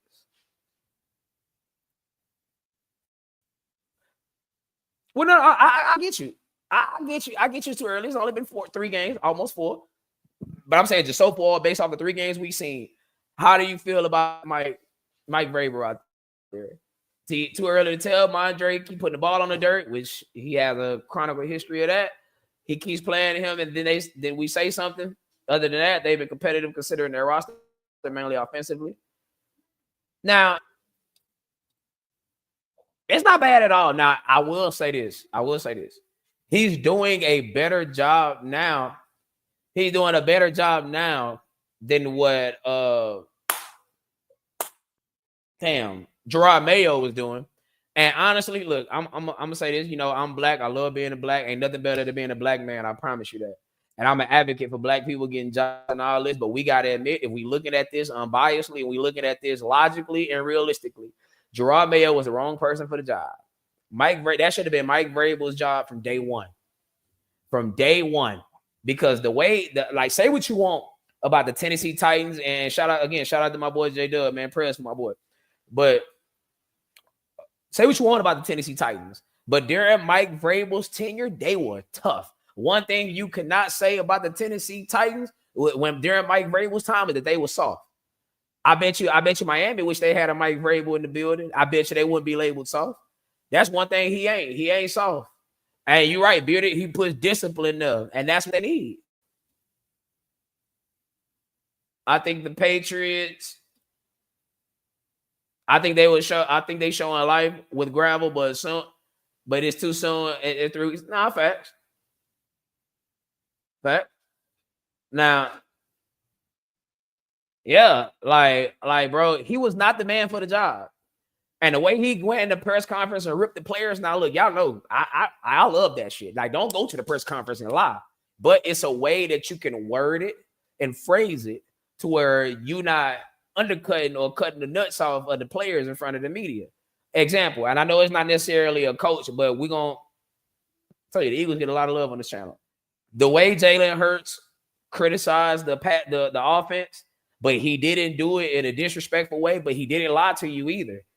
That's the way it should have got done by Gerard Mayo. And from that moment, for the rest of the season, he lost the locker room. And you saw how it ended up cycling out.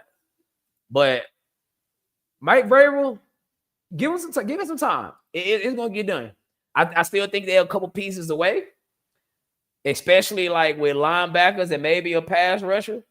But give it some time, bro. It's gonna pan itself out. It's gonna pan itself out.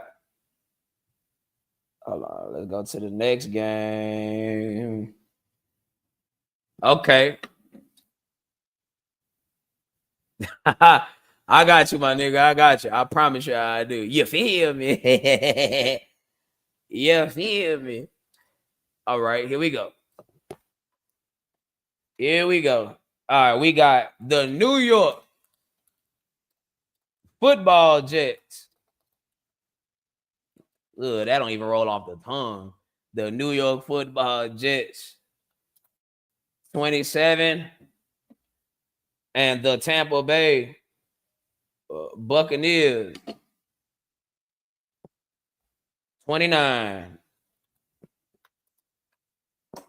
Now, what are y'all thoughts about the Bucs barely escaping from the Jets? There go my boy. There go my boy Josh. What's the word? We ain't made it to them birds yet, but we getting that no bush. All right. But now, what are y'all thoughts about the Jets and the Buccaneers? Now, before y'all start, I can't lie, bro. That dance from Aaron Glenn on that sideline had me cracking, dog. I was cracking. Y'all know Aaron Glenn from the city. Went to Nimitz High School. So he put that that soul out there. And watched that kick go through the uprights and took the soul right out of it. No, Bearded, that ain't fair, bro. That ain't fair. You know that since Baker Mayfield has been with the Buccaneers, he's actually been, as far as the numbers go and touchdowns is concerned, he's actually been one of the quarterbacks in the NFL. And one thing about Baker Mayfield, bro, and this is what I really love about Baker. It's that moxie he got. It's they say, I seen this somewhere, and it's crazy. It might sound crazy out loud, but it makes a lot of sense. Baker Mayfield and Tom Brady is cut from the same cloth. From the simple fact they are top level competitors, bro. Like, they give you everything they got. One thing you cannot say about Baker Mayfield is that he phones it in and he just go out there and just give you any kind of job. But collectively, like the thing about the Bucks, like my man saying right here, like it's the injuries, bro. Like one thing we know, and we gotta just be honest about Mike Evans. He's been in the league up to an amount of years. We already know the story on Mike Evans. He gonna come in, he gonna play the first 3 games. After 3 games, he gonna have a hamstring injury, which means he gonna have a hamstring injury. He's gonna be out for 3 to 4 weeks. He's gonna come back, play another 2 to 3 weeks, re-aggravate the injury, be out another 3 weeks, and then by the end of the season, he's gonna play the last 5 games, 5 to 6 games, and be ready for the playoffs. And somehow, some way, this man always pushes out 1,000 yards. Always pushes it out. There go my boy. Oh, goddamn, it's an Eagles takeover over here. I see. It's an Eagles takeover. Now, facts, it was a good game. It was. And again, I reiterate, I believe if Justin Fields would have played, I think the Bucks would probably would have lost. Cut from the same cloth. Brady, Jalen, Mahomes, Baker, Kobe. These people got Steph Curry to a degree. Yeah, these people got that shit in them. You understand me? When it's time to get it on, they gets it on. Yes, definitely. He is the odds-on favorite right now for offensive rookie of the year. Yes. Wholeheartedly agree. Yeah, and somehow I have 1,000 yards. No bullshit. And it's crazy that the Jets actually blocked the field goal and still managed to lose the game. And I'm gonna be honest. Aaron Glenn, I'm gonna tell you one thing about Aaron Glenn, and I'm gonna move to the next game. I like Aaron Glenn's attitude, bro. I don't know if y'all know about him, but whenever last week or 2 weeks ago, whenever they kick returner or a punt returner, whatever, whenever he fumbled their football, he cut him, released him, fired him. Say, man, we can't win football games like that. Cannot win football games like that. Cannot win like that. And he's right. I love that shit. I love it. Without Mike Evans, the Boo got to deal with if they put Ibuka out there on the perimeter, and correct me if I'm wrong, I don't think Vic Fangio's scheme allows Quinyon Mitchell to move around. And I don't think it's wise to put Ibuka out on the perimeter anyway. You can't get the most out of it. Justin is inconsistent. I wouldn't bet my check on it. I would say if all things was healthy, everything was 100, and Justin Fields played, and the game played out the same way, I think they probably could have won that.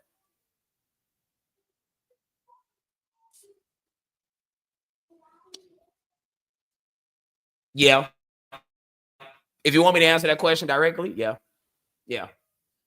But it's really due to a lack of names, because if we being 100, you're holding on to where Robert Saleh was there.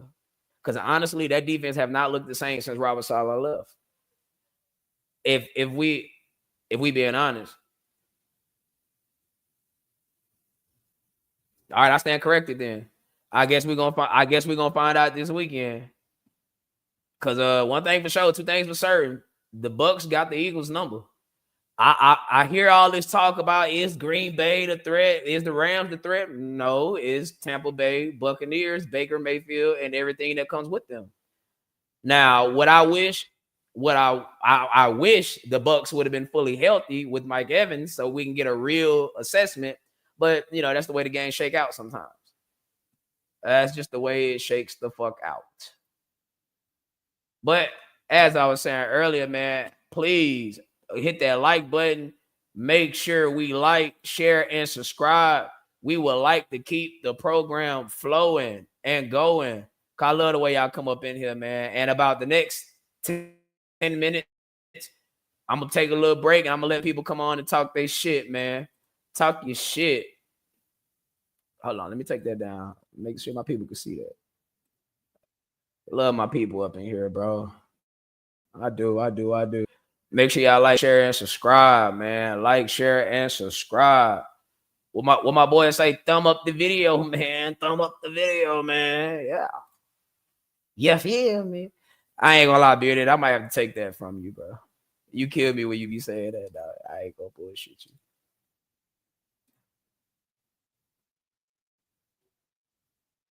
I'm done. Yeah. I'm about to say, yeah, nigga. You better put that in parentheses. Because I know you don't give a fuck about Adoree Jackson. Oh, yeah. But that's what I'm saying. I wish everybody was healthy. I wish we could see it. I wish we could see it like at full throttle. If you're on Facebook, please slide over to the YouTube. It's easy to interact with you over here. So let's see here. Let's see here. Now, Kevin, I got to. Oh no, hell no, we ain't even on the birds yet. I was about to start talking about the birds. Hold on, man. I'm all out of sorts here, y'all. I'm all out of sorts. Let me get it back on track. But the next game we got the Washington Commanders 41. Yeah, Raiders. I love Chris Berman when he does that, man. It's gonna be a sad day with ESPN when Chris Berman retires. I ain't gonna bullshit you. It's gonna be a sad day. But we got the Commanders 41, the Raiders 24. Marcus Mariota. Yeah. I honestly think it's a testament to Cliff Kingsbury and his play calling. And he's another one, just like Mike McDaniels. Coaching, not really, but OC, definitely. The way he had Jaden Daniels looking, the way he got Marcus Mariota out there looking, it looked pretty good. Ooh-wee. Yeah, y'all gonna, hey, I'm gonna say this about Adoree Jackson, and I'm gonna leave him alone because I fuck him. When the Giants cut cornerbacks, don't sign. Washington don't even have a good pass rush and sacked them 7 times. And okay, let's talk about this for a second. Ashton Genty going to the media and saying that, hey, man, I basically, to paraphrase, I need to be used more. I'm ready for the workload. I mean, you drafted me top 6. So why not feed me? Like, I'm ready. And I love the fact that, you know, he's speaking on that. And he's not really being disrespectful about it. But Chip Kelly, your job is on the line here, bro. Like, I can't emphasize that enough. Now, is he an elusive back that we can use in the pass game and all this other whatnot? Maybe not to the degree of other running backs, John, Saquon Barkley. But look at the fucking names I just named. These are generational talent, right? I mean, if you want to be honest, Derrick Henry is not really all that good in the pass game. But we got to figure out something, like, not workload, load management, whatever bullshit he trying to call that, man, that's horseshit.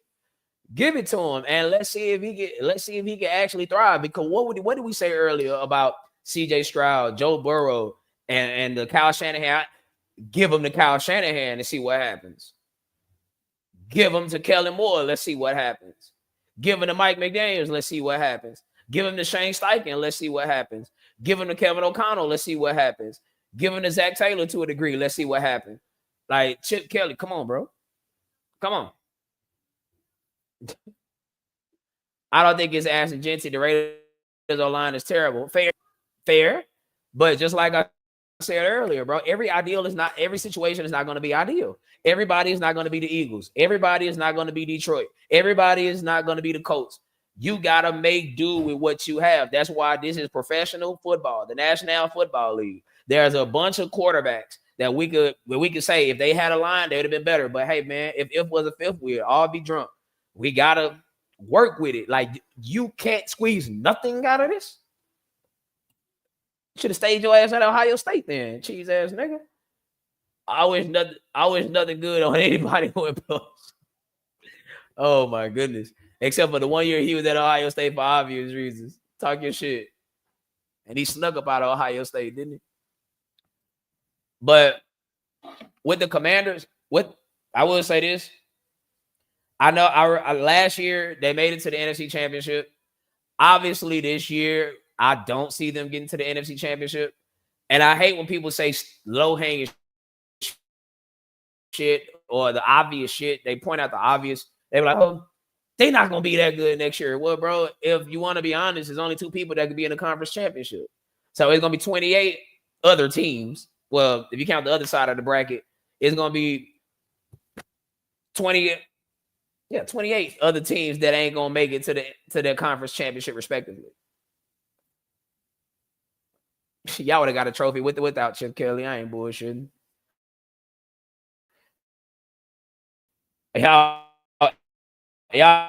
got that. Oh shit. Got the trophy of Chip Kelly. I ain't gonna lie. I'm a fan. I respect the Eagles. I do. Like I said, they get a lot of love on this channel. And but I just don't like the way he handled his situation with the Eagles. And that still got a bad taste in my mouth. Pause. LaShawn Shady McCoy, the best running back in football, for Kiko Alonso, a motherfucker that just tore his ACL, bro. You just can't make this shit. You just can't. All right, we got the Broncos. We got the Broncos. 20. The Chargers. Where my boy KJ at, dog? Where he at? The Chargers. 23. So, what are y'all thoughts on the Los Angeles Chargers?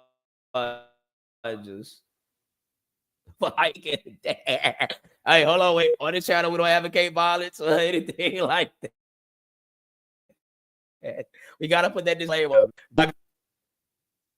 Pause. I'm with you, D-Black. Pause. But yeah, Broncos 20, Chargers 23. Okay, y'all. I will. Nah, he is. He especially in that ball league. The Chargers are there. So what you mean about that? Complete that for me, my brother. The Chargers, 3 wins, 3-0. All 3 wins. Oh shit, I did this wrong. All 3 wins came against divisional opponents. As it sits right now, the Chargers are number 1 in the AFC West. But boy, y'all funny as hell, dog. Y'all funny as hell. Yes, he did. And it's what's crazy is that the people you got rid of would have been perfect for the system you was trying to run. Looking back at that, I probably wouldn't have cut him, but we would have had to have a strong conversation. They have a decent team. They play together. Now, I'm going to tell you this. I'm going to tell you this about the Chargers. The Chargers last year really had a throwaway season. It was supposed to be a throwaway season. They were just throwing something at the wall and seeing what could stick, right? And they ended up making it to the playoffs. Justin Herbert, I think he had the pick ratio in the NFL. And this is why I'm about to say this about Justin Herbert. With respect, I fuck with Herbie. I do. I love the Chargers. Shout out my boy KJ. Yeah. I'm not fooled. You not fooling me, nigga. You not fooling me none whatsoever. I promise you that. You ain't about to pull that rug from up under me, Justin Herbert. You did this same thing last year. You looked real good. I ain't gonna say as good as an MVP candidate, but you look good enough to where it was a little bit of conversation about you. And in January, the bottom came out. Like you threw not 1, not 2, not 3, but 4 interceptions to the Houston Texans. And granted, the Houston Texans is a great defense. Good to great defense. But 4 interceptions? 4? Come on now. You got to hold that. And I love Justin Herbert. I've been a big advocate for Justin Herbert. But even I can't defend that. And the man don't have no playoff win. None. Zero. Zilch. Now, up until last year, I gave him a pass with Brandon Staley because Brandon Staley sucks as a coach. Defensive coordinator, decent, but I'll still contribute his defensive coordinator to having Aaron Donald, Jalen Ramsey, Akeem Talib. Was that Akeem Talib? Jalen Ramsey, I think he had Akeem Talib. I might be wrong about that. But I know for sure he had Jalen Ramsey and he had Aaron Donald. And he makes up for a lot of deficiencies. A lot of deficiencies. But January, we're going to see. And we're going to see what you all about.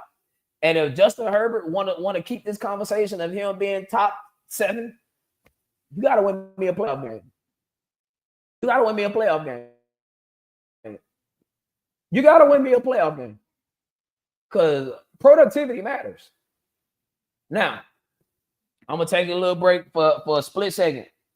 I'm going to get the first 3 people that can get in here. I'm going to get the first 3 people that can get in here. Hold on right quick, y'all. Let me get it right. I'm going to get the first 3 people that can get in here. And you got 2 minutes. 2 to 3 minutes to talk your shit. The first edition of Talk Yo Shit.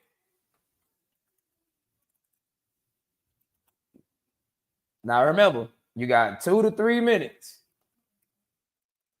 to get whatever it is you need to get off your chest.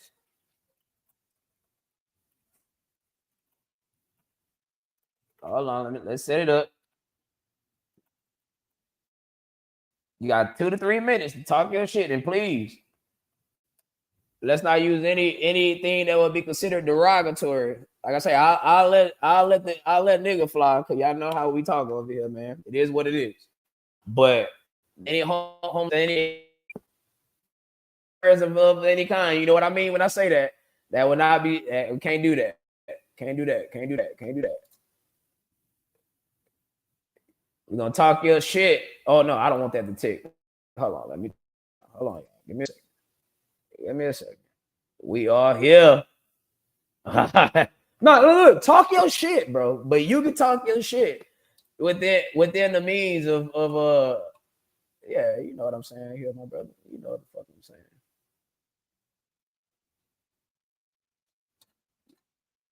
Talk your shit. All right, here we go. Give me a few seconds. As my boy Bumper Johnson say, give me a few ticks. All right. Let's go here. StreamYard. Yeah.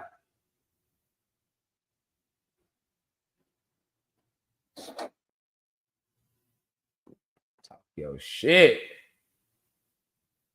I gotta compose myself. Hey, but they feeding him this year, and I respect that. They feeding him.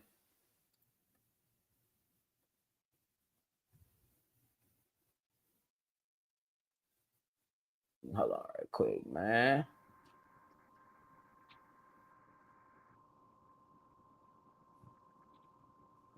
All right. All right. My bad, y'all. Here we go. All right, I'm posting the link in the chat right now. All right, the link is posted. Let's see who want to come on and talk their shit. The first ever edition of Talk Yo Shit.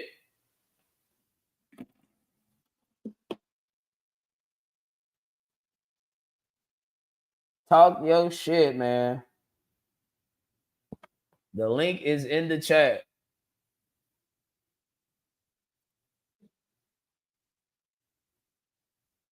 Who wants to be the first to step up? Who wants to be the first?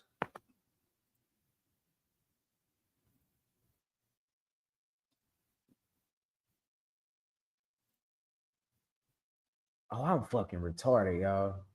I could have did this the whole goddamn time.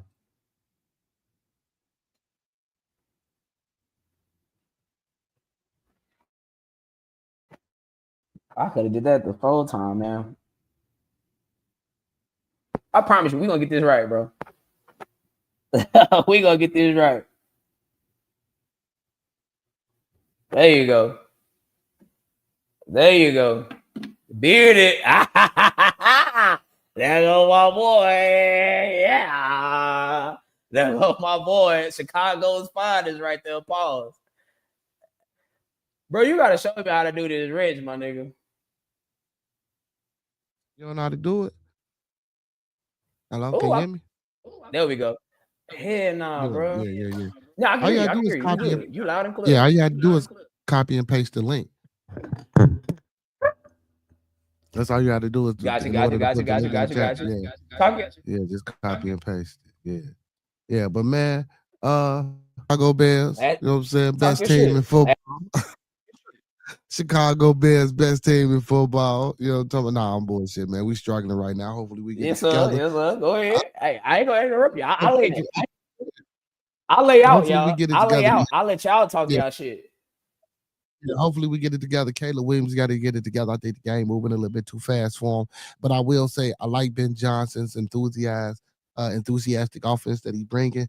I just think it's just a little bit too quick for Caleb. So, I'm a Chicago native, so I'm always going to stick with my Bears. Big ups to my Bears. Big ups to my little one, Sean Mack, man. 5 solo tackles out there today. DN, I'm talking about, man, they quarterback ass, you feel me? But we going D1, so I'm talking about, you're going to get tickets when you go to the league, you feel me? You know what I'm talking about? Hey, oh, and Kansas City, that's my You feel secondary me? There team. you go. You hear me? Hey, Kansas City, my secondary team. Listen, let me tell y'all something, man. All y'all that wrote us off and calling Travis Kelce old and saying motherfucking Mahomes ain't know nothing, I guarantee you we be in the Super Bowl. That's Talk all your I got shit. to say. You know what I'm talking about? We That's gonna all be in you the got to say. motherfucker. Hey, promote your channel. Promote your Yeah, channel, bro. I was gonna do that too. I was gonna do that too. Listen, man. Hey, y'all come check out Bearded Conversation, man. Every Monday through Sunday, we got something going on, man. We're a family channel. You know what I'm saying? Good conversation, good intellectual Facts. discourse. Every Friday, we interview an independent music artist. So if you know somebody that's got some music and they want to get it played and displayed, come on over. Just hit my email up, beardgenghis@gmail.com. beardgenghis@gmail.com. Or just come check your boy out on the channel. And every Saturday, man, every artist that I interview, I play their music. Big ups to my boy, Two Hills STS, my man Nike Fam. He know I didn't play this music Facts. over there. You know what I'm saying? Good vibes, man. We don't Facts. do all that extra shit. This ain't that YouTube space where it's a sector. Man, we all family over there. And every Sunday, man, we dive into theology on the Bearded Tabernacle. I know it's a taboo subject, but it's something that I like to talk about and get my people in because, we're not getting them into the religion, but just getting them talking in different philosophies and ideologies, man, because I want my people to grow outside of what we've been taught. You feel me? So that's what we're about, man. And big ups to my boy, Two Hills, man. Make sure y'all liking, commenting, subscribing, sharing the channel, man, and get y'all ass in the comment section and support my bro. Man, I appreciate that, brother. Oh, hey, I gotta get your number, bro. I do not have your number at all. Hey, man, fuck Like, we 312. gotta we gotta find some way to. So you got a All right, hold private on. chat, right? Can you get into your private I chat? believe so. Okay, I'm I finna believe put it so. in the I private believe chat, so. right? I'm finna put it in the Oh yeah, matter yeah. of I got a fact. private chat right there. I see it. Yeah, so I'm putting it in the private chat right now. All right, I got you. I got you. So I got you. Hey, and I'm gonna get with you about that co-hosting shit, bro, for sure. yeah, on I'm this gonna get with sports you shit, about yeah, that. That especially on this yeah, sports shit. that'll be a good look. Yeah, most definitely. I know my sports. I know my wrestling too, but I don't want to move Buddy around. You know what I'm talking about? I like Buddy a little No, bit. you good. You good. You good, brother. Yeah. You good, I brother. like, you know what I'm That's saying? my But yeah, boy. man, I'm a wrestling fanatic, bro. I go all the way back to Dick the Bruise in them days. You feel? Yeah, boy. Yeah. When Come wrestling was on, man. real, Sam when Mushnick wrestling, out there. when wrestling was real wrestling, bro. The reason y'all don't even know the reason why wrestling. He said, "Why is you trying to promote your child?" He told me to for sure. See, I wasn't gonna do it. He said, "Man, why they be getting down on me, man? Why they be getting down?" I don't He know, told me, but yo, let me get these other two on here, bro. We got two people in the background. peace, peace, Hey, peace, but peace, we peace. gonna talk. We I gonna got you. I talk, put my brother. number in the back chat. It's in the back chat. All right, I'm finna I go see back it. to the chat. I see it. I'm finna text you. All right, I'm in the back. I'm I finna go bet, bet, back to bet, the bet, bet, chat. bet, bet. All right, my boy. Y'all see how it work? Y'all see how it get done? That's how we talk our shit here. What Tony went? Yeah. Hold on, Nico. Give me 1 second. I got you. I promise you, I got you. All right, there you go. Making this television debut. Yes, sir. Live on the program. Can you hear We'll me? talk your shit. I'm gonna Yeah, just I can be. hear you. I'm gonna be. Talk your shit. I'll be going I'll quick lay, and I'll I'm be lay going out. quick and I'll swift. lay out. I'll let you have it. I'm be going quick Hey, you and got swift. This headphones is a in? yeah. Try, try to hold. Ooh, yeah. Try to hold your phone still if you can as much as possible, cause we can hear all that buffering. That's better. All right, go ahead. Yeah, that's way better. All That's right, better. go ahead, brother. I'll lay out. Talk your shit. Yeah, that's way better. Talk your shit. This is a PSA for one Kevin Patullo. Kevin Patullo, offensive coordinator of the Philadelphia Eagles. This is directly for you. I hope you see it. Cause I got a steel pipe with your kneecaps on name on it. If you got man, look here, bro. This offense is too good to be looking the way it looked. That second half against the Rams, it should not take for us to get down 3 scores for you to realize, hey, yo, I got AJ Brown on my team. I got a steel pipe with your kneecaps name on it. If my offense look like that again, I swear to God, I'm telling you, if we go into Tampa Bay this weekend and it's 3 straight 1st and 10s and you call inside zone, I'm at your front lawn before you fly back from Tampa. I'm telling you, when you and Mrs. Patullo pull up to your house, I'm gonna be on your lawn, looking at your mail, reading your newspaper with a steel pipe in hand. It's gonna be some problems because I'm sick of this. I'm tired of it. And I was the biggest one that was talking about give it time, give it time, give it time. That first half against the Rams is the worst offensive football I have ever seen from the Philadelphia Eagles. And I've been a fan of this team since 2001.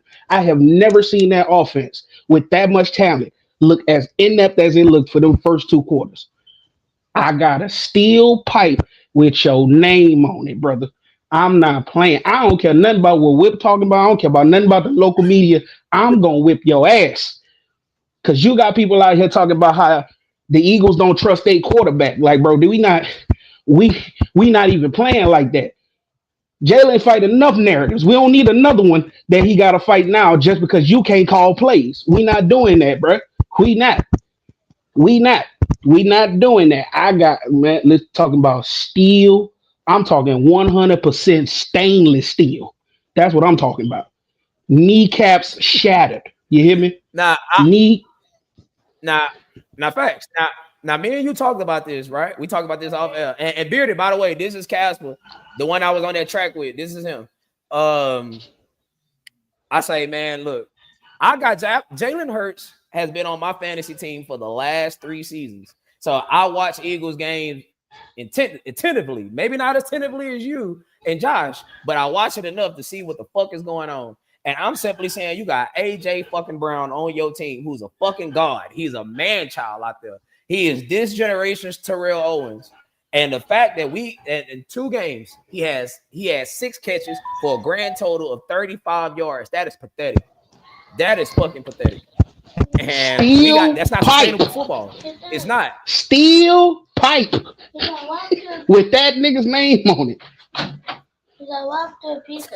I got the got rest of you. But mommy. but yo, let me drop you down. Let me drop you I down, got bro, you. so I can get Nico in here. All right. Hey man. Hey, we here, man. Talk your shit. Talk your shit. Talk it. Yo, All right. can you hear Go me? ahead, Nico. Talk your Can you shit. hear me? Yes, sir. You live? Hey man, Yes, sir. I'm You gonna tell live and you this, direct. bro. I'm gonna tell you this. What's going on right now, I'm man? listening. With these Texans right now, man. You know, I'm a big H time fan. You feel me? So I I just see that we just making minor mistakes. Like it's like when we get some type of momentum, we kind of fumble a little bit. I mean, bro, losing this to the Jaguars was crazy, bro. Like now against a team that motherfucker got Ain't happened in 7 years. Like an off-ass quarterback. We don't know if he's gonna be good or not. Travis Lawrence, you hyped up Travis Hunter. He ain't really been what people thought he was gonna be. So for us to lose against them, that shows you it's bigger problems than just the team. I think it's the organization. And if we lose against the motherfucking, excuse my language, lose against the Titans, my boy. No, you good on that. Bro, Go ahead. forget the offensive coordinator. It's time to go ahead and, hey, man, D'Amico Ryans, we need to have a conversation with you, bro. We don't know what's going on. Nico Collins, before he got hurt, was damn the number one wide receiver in the game. Now, but then you bring in Nick Chubb. He can't even, still ain't got Joe Mixon. Then we supposed to have, hey, I'm not even blaming the defense because the defense played really good. It's just, I don't know. I just on that offensive end, we ain't clicking like we was. You know what I'm saying? This and that. And I'm gonna say this about the Eagles. The Eagles, even though people can talk about the way they winning. So people gotta understand, it ain't how you win. It ain't you win. You know what I'm saying? And they winning with push touchdowns. They winning with the dang on special teams, giving them, you know what I'm saying, block punts. Even though the game was, you know, if you get what I'm saying. But all I'm saying is, it's like, Gotcha. I just feel like the Eagles, people need to just lay off a little bit on them Eagles, man, because they gonna listen. They still gonna be back in that title hunt. And the same thing when I feel like, and I told my brother D-Boy. They should. I said the same thing about Lamar Jackson and Josh Allen. The only thing that's stopping them is Patrick Mahomes. Until they beat that nigga down, they always gonna be second and third. You feel what I'm saying? And I respect Lamar Jackson because That's fair. he didn't come out as the hype train. You remember Joe Flacco was still a starting quarterback before he even came in. You feel what I'm saying? So I give more respect to Lamar Jackson than anything. But it just seemed like just like the Detroit Lions game, and I still bring Derrick Henry because, my boy, why you fumbling so much? But under the bright lights when it matters the most, it just seemed like them boys can't perform, man. I don't know what it is. Maybe this year, because to me, I feel like the Chiefs is on a decline. I don't really think they there like they was.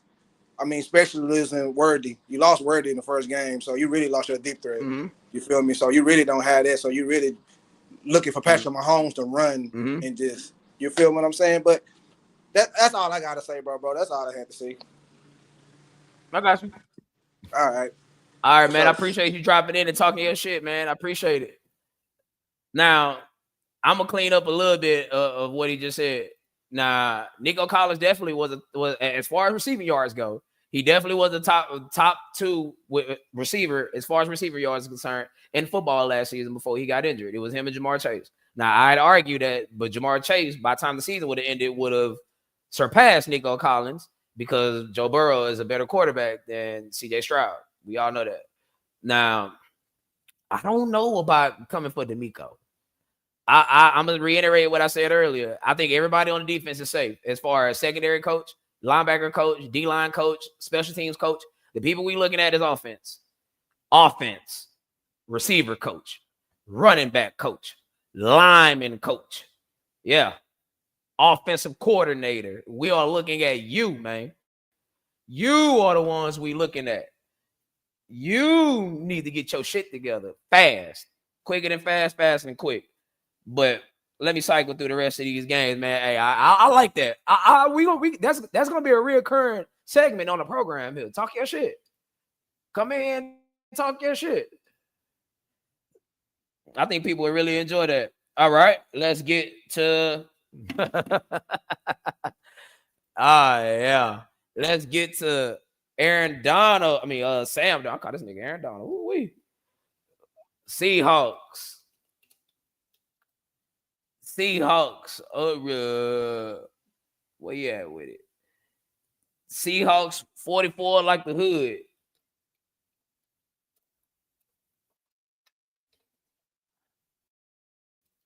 Saints Saints 13. Jesus Christ, I put 1. What the hell? Saints 13. All right. There we go.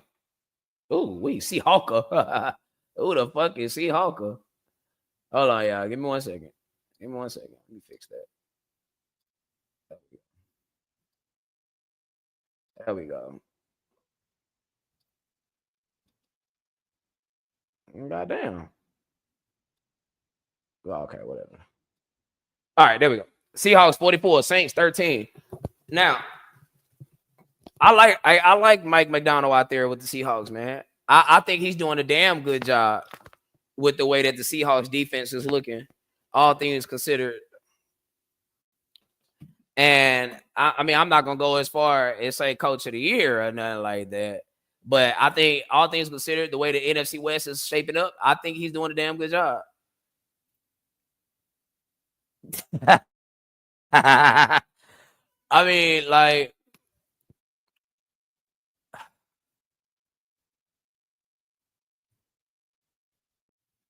the Saints passing on Shedeur Sanders. Of course, that's going to be on under a microscope. But I don't even think Shedeur would have been able to help these people, man. And I wouldn't have wanted. I wouldn't even wanted that for Shedeur. You know what I'm saying?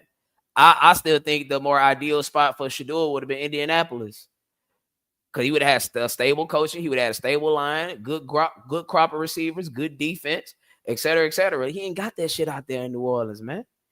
And honestly, at this point, I respect Alvin Kamara. I respect loyalty. Shouts out to Larry Fitzgerald.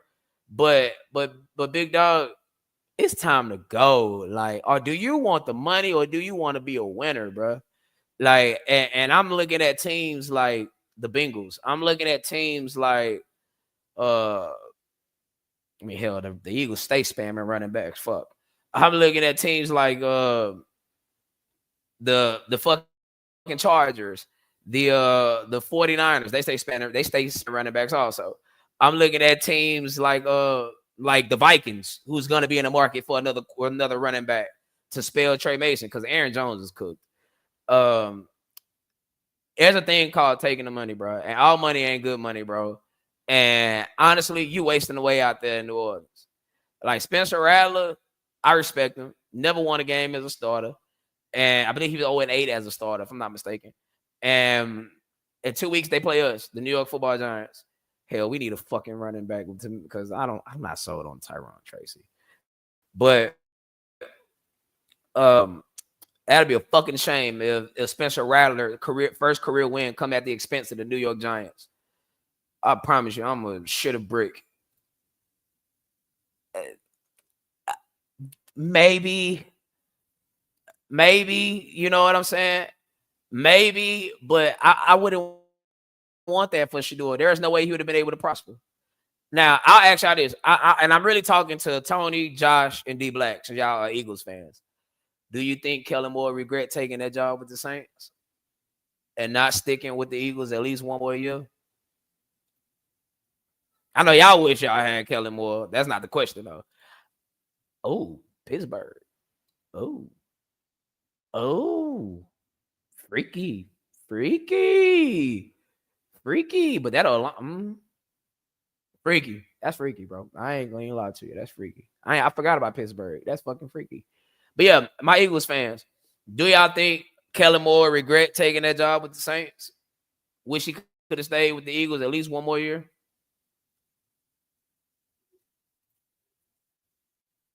Yeah. Oh wait, are you saying one more year with the Eagles, or one more year? Give it one more year with the Saints. I think he probably should have stayed with the Eagles, bro, and just waited out another year to wait till better jobs became available.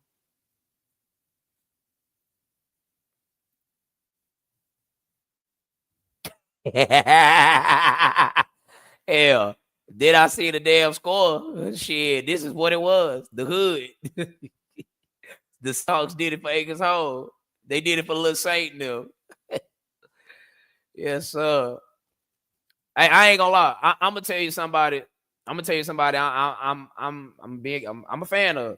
Nah, I ain't gonna lie. I didn't watch Ohio State like that, so I know Tony could talk more about him in college. But Jackson Smith and Jigba, look out for him. Look out for him, Jackson Smith and Jigba, man. Big name. And about the next 2 to 3 seasons, top 6 receiver in football. And by the next 2 to 3 seasons. Oh, he wish he would have stayed. Yeah, facts. Yeah, facts. Hey, big head. Josh, where you at, man? What you think about that? Do you think Kellen Moore wish he would have stayed at least another season? Who, y'all? We almost at the end. We almost at the end. The Chiefs.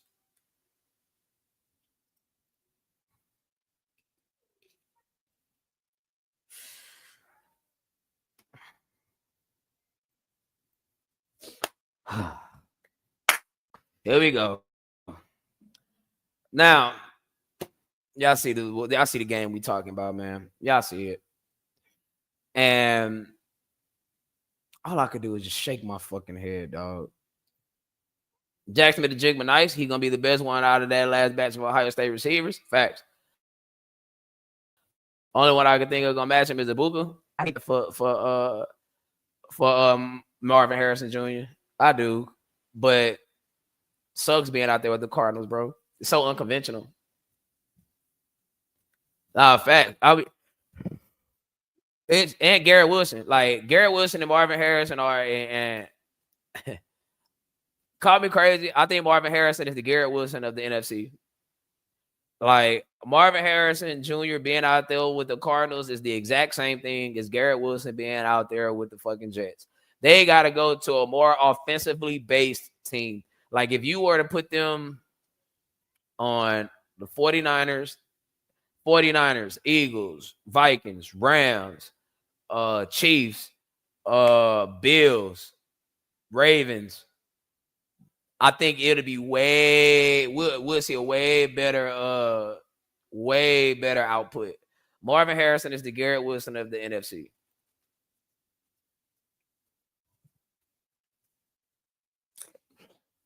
Yeah, I ain't gonna lie, bro.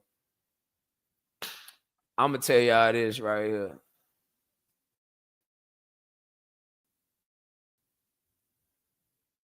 Yeah, I will see it. Y'all know how I feel about Brock Percocet.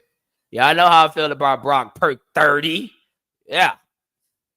Brock been on that fentanyl lately, though, man. Shit.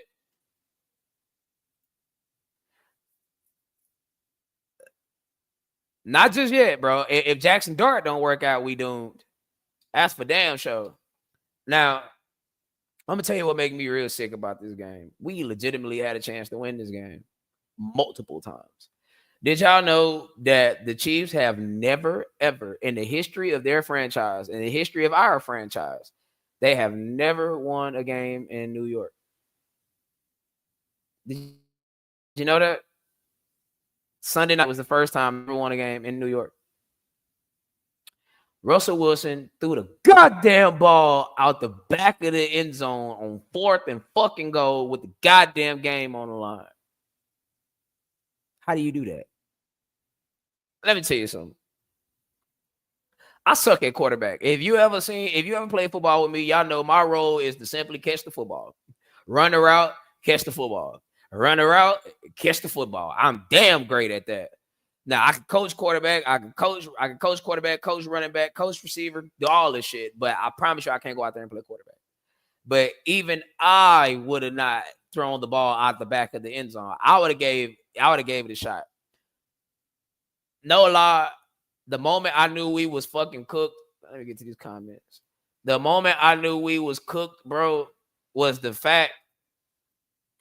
moment we chunked that ball up to Malik Neighbors and he have a shot in hell at catching that motherfucker. Again, Steve Spagnuolo, to me, who's still, I mean, he's holding on by a thread, but he's still the best defensive coordinator in football. He is. And you don't think he got a game plan for that? You don't think he knows that number one is not gonna beat us? You don't think he know that?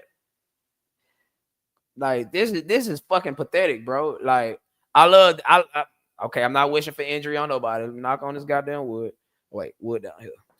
But I think Tyrone Tracy getting injured was probably some of the best shit that happened to us.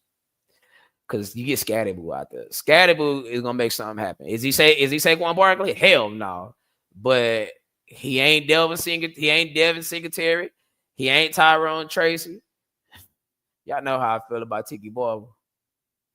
But I'm just saying, man, like, true, but they locked into that contract with Brock Purdy. They locked into it. God, niggas, hey, my dog had cheese money line. Yes, that's why I'm in New Jersey. Funny. Yeah. Yeah, I see that. Come on now. Nah, facts. MetLife is definitely in New Jersey. Nah, for sure. Oh, for sure. And honestly, bro, like, I get it. Russ was here to get us through to where we don't have to immediately thrust Jackson Dart out there into the situation, right? And we know if you've been watching football any length of time, if you're a top 10 draft pick, you have to start immediately. Immediately. What that Bernie Mac say? Immediately. Yeah, you got to start immediately. Now, the fact that we got him late in the first round, yeah, that buys you a little time. It buys you a little time or whatever, but not a whole lot of time, but a little time. And again, Russ did ball out against the Cowboys minus that goofball interception that and ultimately ended up costing us the game. But who gives a damn if your stats look nice and we take it home an L? Yeah. Now, I tell you this, I swear to God, like, nobody has been a bigger day ball advocate than myself. Nobody has been a bigger day ball defender than myself. And I always point to the fact that he managed to squeeze a playoff win out of Daniel Jones. And Daniel Jones wasn't his guy, regardless of how it shook out. Saquon Barkley wasn't his guy, but Jackson Dart is his guy. I said the same thing about Sean Payton. We can't judge Sean Payton for what he does with Russell Wilson because Russell Wilson is not his guy. Bo Nix is his guy. And now that Bo Nix is there, now that Jackson Dart is starting from here on out, now Brian Daboll, as they say in the NFL draft, you're on the clock. You and Joe Shane, your job is on the line. Shit, somebody got to call the plays for Daniel Jones.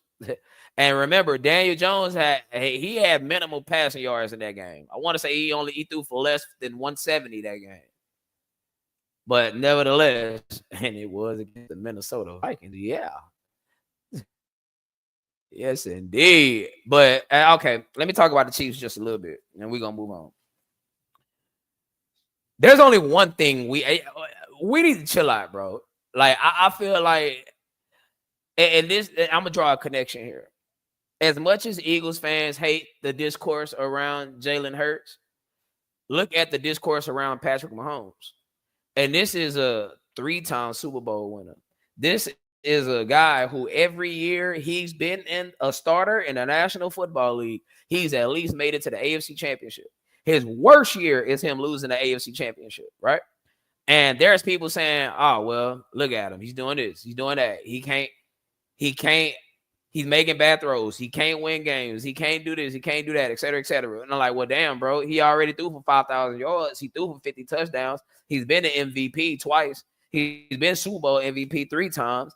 Like, and if you still trying to critique that, then what do you say to people that has less than what he has, right? Now, I would say this about Pat. Like, it's time for you to speak up, bro. Like, he needs to take charge and really light that fire under Travis Kelce ass. Because really, Travis Kelce is slipping between his fingers, bro. Literally and figuratively. Ever since he didn't hopped in this Taylor Swift shit, my man Game has really been. Now, facts. This man Game has really been on a decline. And I get it. Father Time is undefeated, right? Father Time has no loss. But there's ways that we can still get Travis Kelce involved, but also he has to be locked in at all times. That's why they say keep the main thing until it ain't the main thing anymore. And I stand. I double down, triple down, quadruple down, all in on everything I said about Travis Kelce. We are witnessing the last 2 years of Travis Kelce in Kansas City. If this ain't the last year, we're witnessing the last 2 years. Remember, even Tony Gonzalez got left Kansas City, ended up in Atlanta. Now, where will he go? Don't know. But I will say this: he better get it together real quick, real fast, because even the defense don't look good no more. Trey Duffy is starting to really get exposed. Ever since Ladarius Sneed left, he's definitely been getting worked out there. And this is a 2-time All-Pro. We talking about first team All-Pro 1 year, second team All-Pro the next year. Like it's not the scheme because Spags know what he got going on. So it gotta be something. Oh yeah. Oh yeah, he definitely went the fuck off. I stand corrected again. Yeah, nah, facts. Facts. Like now, I will say this: as we get closer to the trade deadline, they do need to make a play for Tyreek Hill. Like I wouldn't go crazy and give up a second or a first, but 2/3, a third and a fourth, a third and a fifth, no problem. But anything other than that, I wouldn't be that desperate. Because again, everything has a downside, and all good things must come to an end. And if we really keeping it a buck about what we watching, y'all, the Eagles are the measuring stick. I said that once, I'll say it again. The Philadelphia Eagles are the measuring stick of the National Football League. It used to be the Chiefs. Now it's the Philadelphia Eagles. It should be the Chiefs, bro. Should be the Chiefs. They need them desperately. Okay, I shouldn't say they need him, but because they won Super Bowls without him, and he ain't won shit without the Chiefs. But they could use him bad, real bad. Okay, y'all. We got one more game. Well, 2 games. San Fran 16, Cards 15, and it was a walk-off field goal to get it done. All right, Cardinals 15, San Fran 16. I ain't gonna lie, the game wasn't necessarily pretty. Yeah, facts. He should.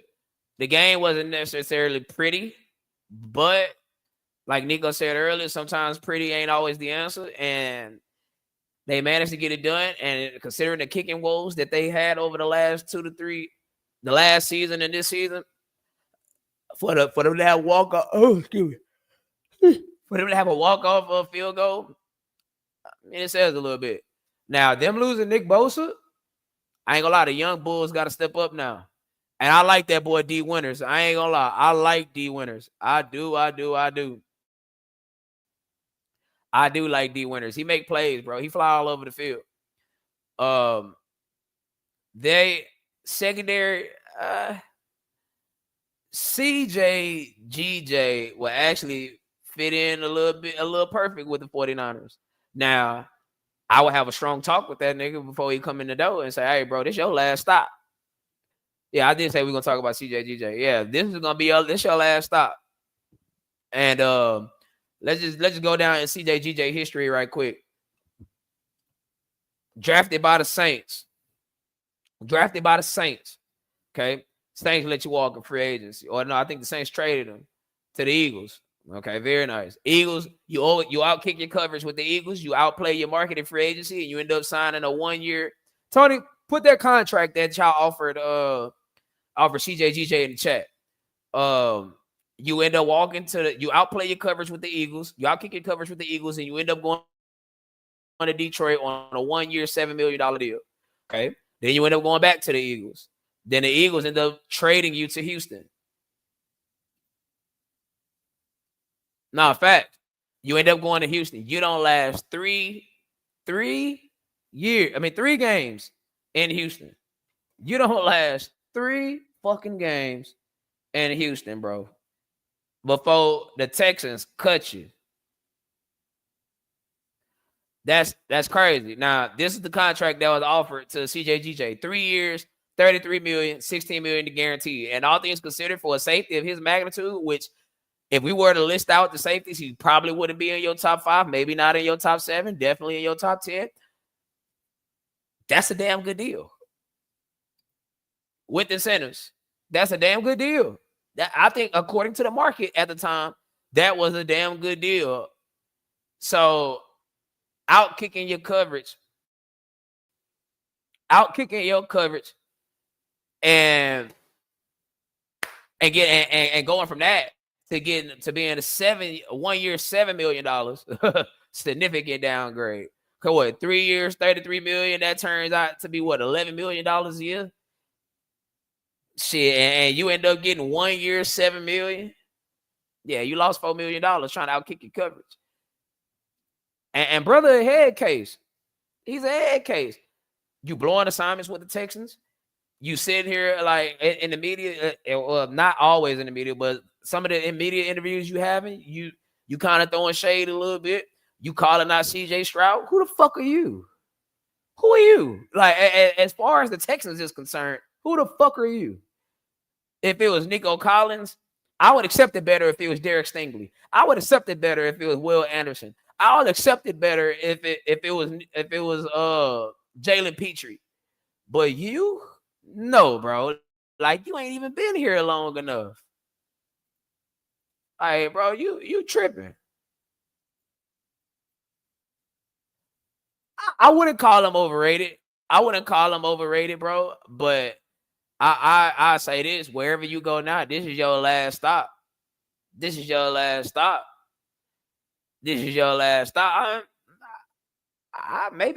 say this. I wouldn't put it past him.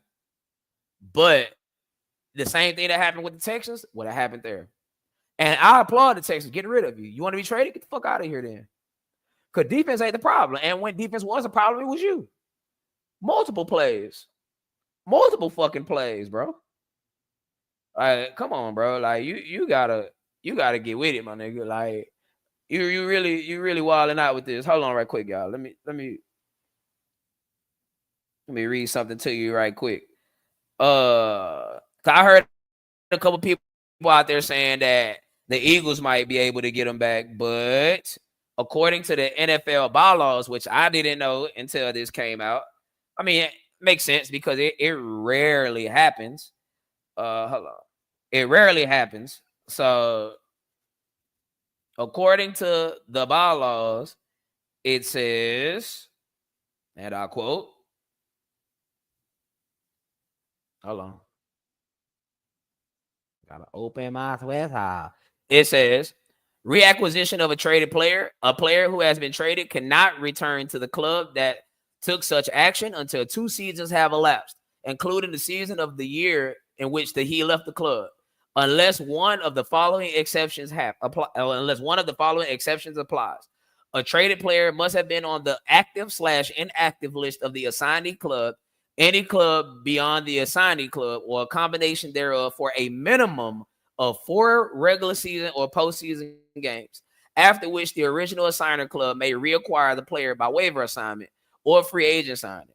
The 4-game requirement specified herein may span 2 regular seasons if applicable. Basically, they saying that since he left the Eagles this past season or this offseason, he got traded by them.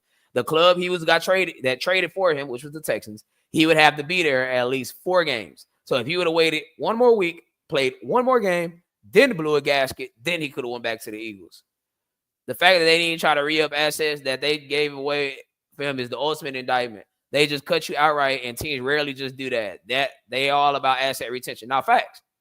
And the fact that it's been 24 hours. I'm not saying that he's out of work. I believe he'll get picked up again. Give it another week, maybe 2. Especially with teams having injuries in their secondary. I will say this. I'll be surprised if he go to a team that's winning or a team that's in contention. I'll say that. And that's your last stop, bro. That's your last stop. Like that's a fucking shame. I ain't gonna even bullshit you. But as far as the Cards is concerned, I'm not gonna lie to y'all. This year is a wash. I love Will Johnson out there, and to credit Tony again. No, I got 2 more games to go. That's why I'm trying to get through this. I just said we are gonna talk about. That's why I just said, go ahead, bro. Drive safe, please.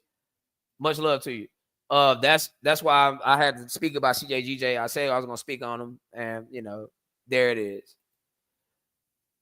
I think it's the situation, bro. Like, and again, I know what I said earlier. Every situation isn't ideal, but come on, bro. The Cardinals. I'm surprised Buda Baker's still out there. Respectfully, I'm still surprised he's there. That's another one. In the Alvin Kamara stratosphere. Like, you're good, great talent, and you wasting away out there. All right, let's get it. Lions 38, Ravens 30. All right, Lions and Ravens. I will say this. Facts. I don't think he was ever given the chance to be, bro. Like, the best chance he had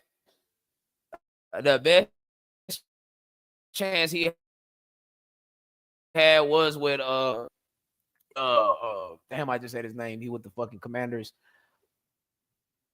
Damn, I'm drawing a blank. The Commanders OC. Like, whenever he was out there, I mean, not really that great as a coach, but as a coordinator, definitely. Now, did y'all know that Derrick Henry has 2 fumbles in the first quarter, 3 fumbles in the second quarter, 4 fumbles in the fourth quarter? Cliff Kingsbury, that's right. That's his goddamn name. I said his name earlier, and I just totally drew a blank. And his career, he has 10 fourth quarter fumbles. Not 1, not 2, not 5, not 7, not 8, but 10 fourth quarter fumbles. Now, I will say this, y'all. He's still the king. He's still the king. I'm going to give him a little bit of grace. You understand?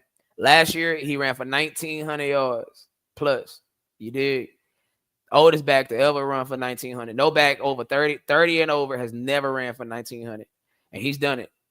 And the fact that he can still play at a top level, it is. No, it is. It is, brother. It is. And the fact that he can still play running back at a very top level, and he's still a top 2 back in football, and some people got on number 1. I disagree, but I respect it, right? It's not egregious. No. We got to tighten that up, bro. We got to tighten that up. And I got one critique about Lamar besides his production in January. Y'all know how I feel about that. We don't have to continue beating a dead horse. But when Lamar fumbled that football, that was somebody that was watching film. When Lamar is because he did this to the Bengals, and an announcer alluded to this. But now that it's happened, you're going to see emphasis get put on this. You're going to start seeing pass rushers start looking to do that. When he's pushing somebody off of him with one hand, he got the ball in the other hand. And if you notice, bro is going down, pause, but he's reaching for the ball. And he ended up stripping him. And he ended up putting the ball on the dirt on 4th and goal. Come on now. And I was corresponding with my boy Felton and Rashad, my boys. Much love to them boys out there, man. Real Ravens fans. Shout out my boy Ken also, real Ravens fan. Defense sucks, bro. I'm gonna go and say that. Defense sucks. Zach Orr needs to be fucking fired. As much shit as we talking about Nick Carley and Bill Callahan, Brian Callahan, I'm sorry. We gotta talk about Zach Orr. And it's not just this season. It was last season. They suck, bro. Can't stop shit. Like, no lead is safe. And I told you how I felt about John Harbaugh, man. I told you how I felt about that man. Like, look, I respect what you done. I respect what you done up to this point, brother. But big dog, you've been there since 2007. You won a Super Bowl in 2012. You haven't been back since 2012. We are long removed from the days of Ed Reed. He's long removed. I mean, I still don't think they would have made a difference because they weren't missing those people last year, and they offense still was, their defense still was trash. Like, it's the scheme. It's the scheme. It's preparation. It's discipline. It's a bunch of things that's going on out there. Miscommunication. It's a lot of things going on, and I feel so bad for Kyle Hamilton. Kyle Hamilton is a top 3 safety in football. I repeat, he is a top 3 safety in football. He is a playmaker. He is a headhunter. He gets the job done. I'm not gonna go as far as say he's Ed Reed, but I think he's the best safety they had since Ed Reed. Respectfully, I know Earl Thomas played for the Ravens, but by the time he got to the Ravens, he wasn't Earl Thomas. The Earl Thomas we knew with the motherfucking Seattle Seahawks. But Eric DeCosta, come on, man, come on. Now that's the GM, by the way, the general manager. I like the D-Hop signing. I like the D-Hop signing more than I like the Odell Beckham signing. But we need to get D-Hop more involved in this offense. I love Zay Flowers, but and really, that defense is leaving Lamar out to dry because Lamar been putting up good performances. He ain't been putting that ball in harm's way, and obviously he gonna Lamar, my nigga. He gonna run that football. He gonna create plays. He's dynamic. I'm not gonna bullshit you. He's explosive. I'm not gonna bullshit you. He's athletic. I'm not gonna bullshit you. He's a crackhead out there running that motherfucker. Y'all know in the black community we define fast 3 ways. I fast crackhead. On my soul. That's the way we define speed in the black. And he's a crackhead. But that defense is leaving him out to dry, bro. Sucks. I'm saying it sucks. Terrible. Getting exposed out there. He ain't gonna be that long. And Marlon Humphreys is about to start. It's about to be time we start having conversations about Marlon Humphreys. We ain't there yet, but we getting there. Nate Wiggins is nice. I love that draft pick. I love Nate Wiggins. I love it. And Roquan Smith, me and Tony discussed offline. The loss of Patrick Queen really exposed and left the loss of Patrick Queen left Roquan Smith exposed, bro, because he cannot cover. He's great against the run. Like he can go hunt the ball down against the run, but in pass coverage, he's not that good. And Patrick Queen and Roquan Smith, they offset each other. Because Patrick Queen might not be all that great against the run, but he's damn good in pass coverage. And I just don't know what to say, bro. No pass rush. Mike Green, he ain't made an impact yet. And I'm gonna leave the door open, y'all. I'm give him a little grace, but I need to see it. And I'm telling you, if man, heads gonna roll this year, y'all. It's gonna be a lot of shaking around going around in the NFL if the Ravens don't make the Super Bowl or if the Ravens don't make the AFC Championship. And if playing like this, the Ravens not gonna make it out the first round. And that's with Lamar having a damn good game.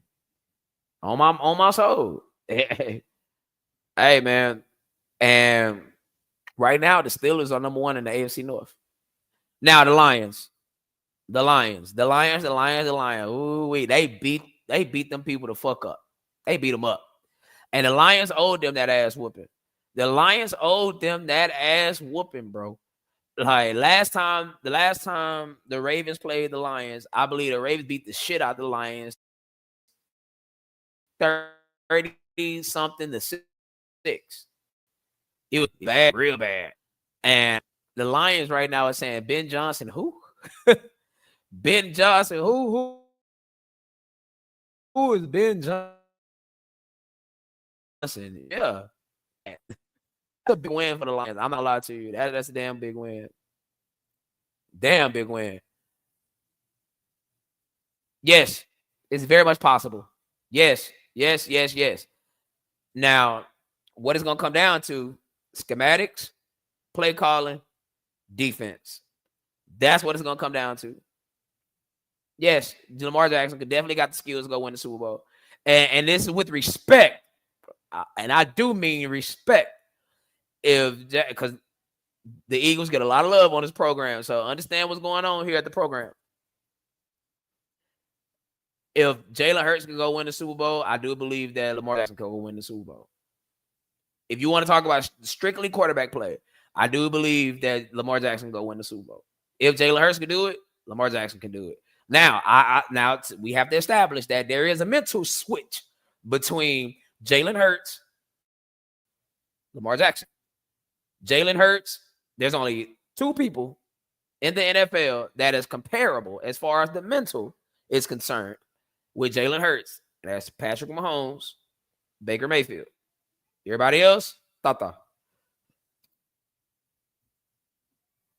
Head's gonna roll, brother. Head's gonna roll, brother. I'm not gonna, because honestly, I'm gonna tell y'all this, and I know some people gonna fly off the handle when I say this. As of right now, bro,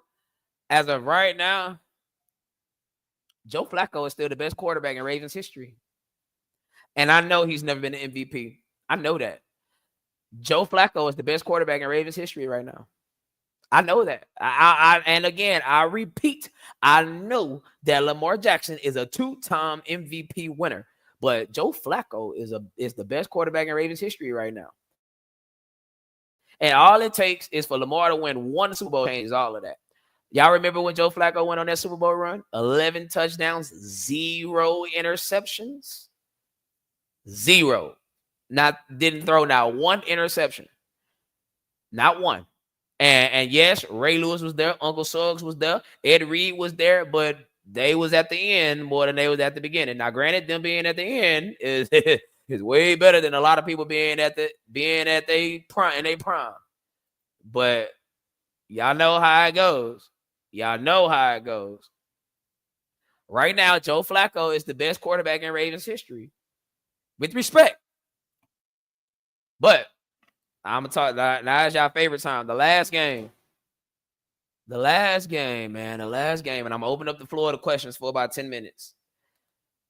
It's almost 10 o'clock. Damn, y'all. We in here at the program, bro. I've been gone for 2 weeks, man. Hey, this was a good show.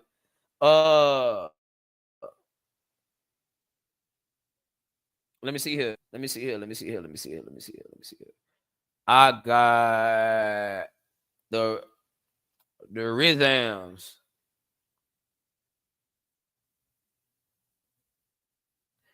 The Rizams. 26. EAGLES. Eagles. 33.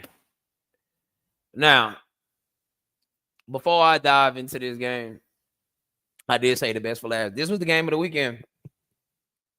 This was the goddamn game of the weekend. If you didn't watch this game, I don't know what the fuck you was doing. But this was the game of the weekend. For 3.5 quarters, the goddamn Rams had their foot up these people's ass, man. I can't even lie to you. 26-7, and there was a clip. That I should pull it up, but fuck it, I ain't gonna pull it up. That was Jalen Hurts. I'm not gonna say that he confronted his OC, but he definitely was animated. And right after that, they turned that shit on. I don't know what he told that man, but whatever he told him, shit, he lit that fire under his ass and it got going. And I love Sean McVay. Sean McVay get a lot of respect over here at the program. Sean McVay is a top 3 coach in football. I understand he's been to one Super Bowl. That's 4 years ago, but nevertheless, as far as schematics, being prepared, and productivity, he's a top 3 coach in football. And we got to talk about that, bro. You was up 26-7. What happened? 26-7. What happened? What happened? Talk your shit. Like, what happened, bro? Like, what fucking happened? There's no way you blow.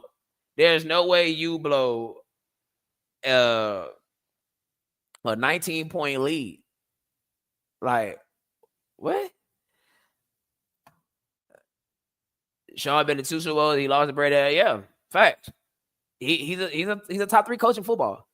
And Mike Shula. You went from suffocating the Eagles, and I'll make the argument can be made. Suffocating the Eagles was more so their own doing by way of coaching, Kevin Patullo, as my boy says, than it was your actual scheme. But what the fuck? Like, how did you fall asleep at the wheel? Now, I will say this for my gamblers out there. That was the play of the weekend from Vegas. It was Rams plus 3.5.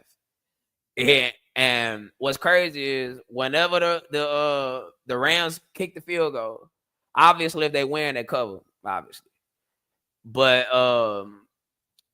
when Jordan Davis blocked that kick, if he would have just fell on the ball, game over.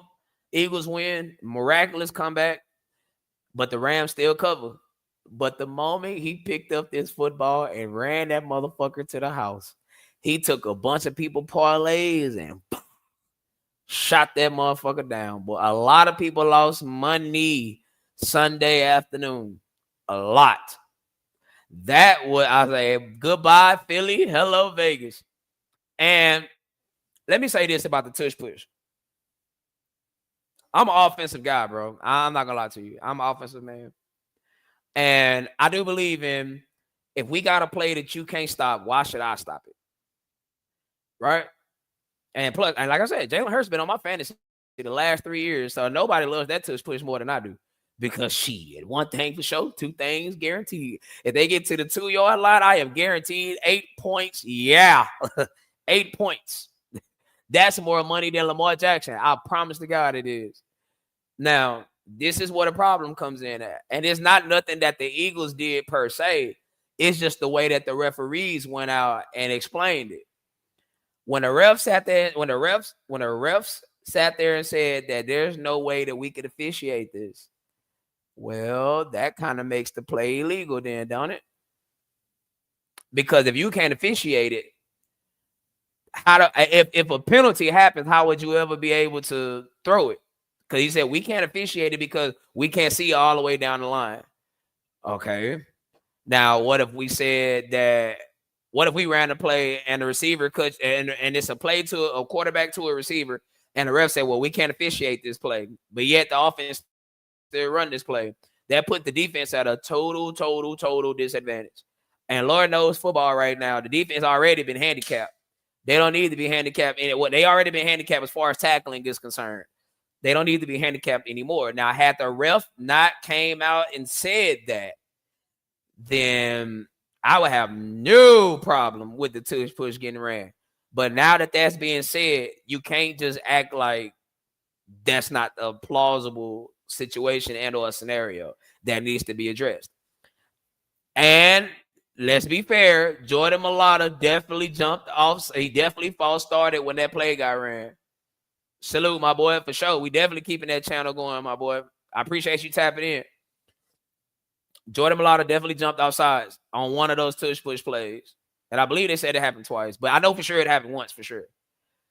Now, I get it. Holding happens all the time. Penalties get missed all the time. But the fact that this is a very high percentage play, this play has won, lost games, et cetera, it's going to get looked at. And I can't tell you if I'll be surprised. I can't tell you if I'll be surprised if it get banned. That's bullshit. They've been officiating this since 2001 when we started. 2021, so when we started doing it. 1 week the Chiefs bitching, now the refs can't officiate it. Well, it's said, bro. It's rather how we feel about it or not. It's said, and we can't argue the refs' perspective because again, the way we see it on TV and the way they see it on the field is 2 different things. And unfortunately, that's just where we at with it. Do I want it to go? No. But do I? Can we just bypass that? And of course, with you being an Eagles fan, you know that take is going to be considered biased. Not saying it is. Of course, bro. I know where you're coming from. But it's still a fact of the matter. Now, here's my thing about the false start. It is a false start if you got to slow it down to 0. But nevertheless, a false start is happening. Rather, you got to speed it up, slow it down, regardless of the fact. But hey, like you said, penalties get missed all the time, but it's getting missed on a very highly controversial. I don't want to use the word controversial, on a highly polarizing play. Polarizing. But I done ran through these games. Hold on right quick. Hold on right quick, y'all. Hold on, give me 1 second.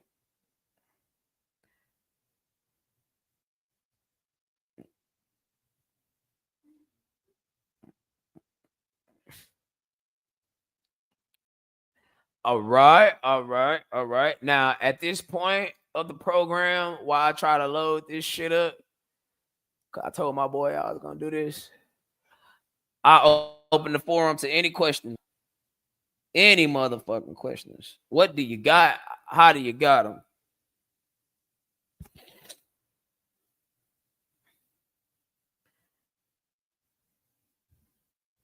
All right, I gotta go to Telegram.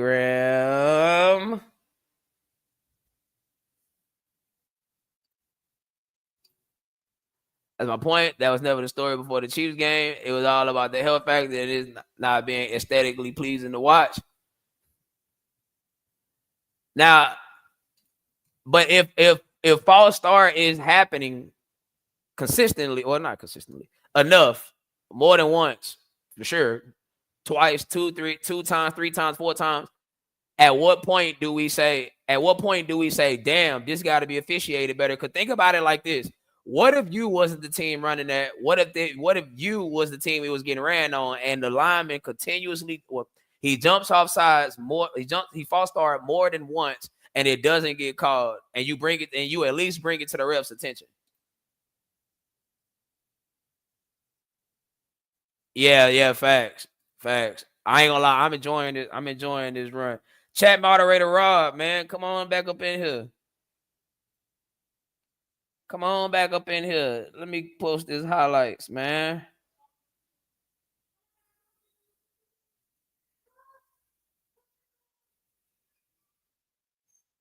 Okay. All right, hold on, y'all. Give me 1 second. Let me.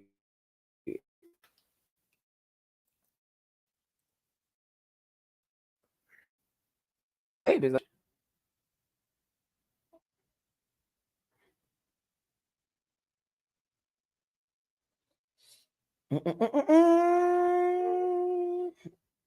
Hey, Tony, I'm about to send you 3 videos. Pause. Disregard. I just needed to send them somewhere.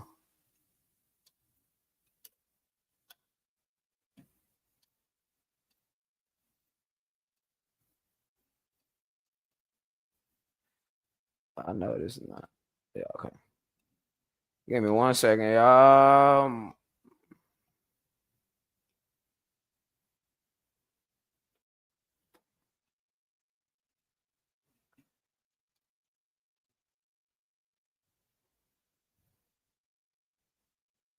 I got you. No, I got you. It's definitely live. And that's why they say when you replay shit, you can pick up a flag on a replay, but you can't throw a flag on a replay. But if it's been brought to the ref's attention and it's happening, not if it's happening once, cool. But if it's happening more than once throughout the course of a game, then yes, that has to be officiated better, because you're basically saying, oh well, shit, you got the free reign to false start all you want as long as you are in this formation, and that's trash.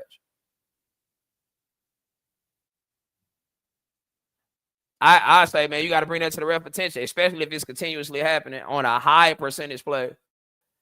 Uh, Here we go. Okay, here we go, my nigga. Here we go. Big Rob, chat moderator Rob. Again, y'all got y'all highlights. Anything y'all want displayed out here in front of the people, just bring it up here, man. And I promise you, we'll get you what you need.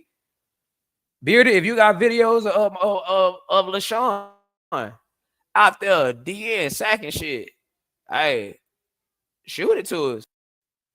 Okay, wait, what the fuck? Oh, that's trash. Y'all don't want to display my messages. Okay, motherfuckers. I got something for that. Give me 1 second while we load up here. My boy here. Give me 1 second while we load up here.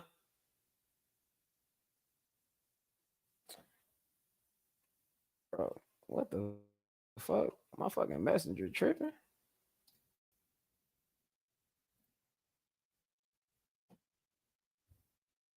My messenger tripping.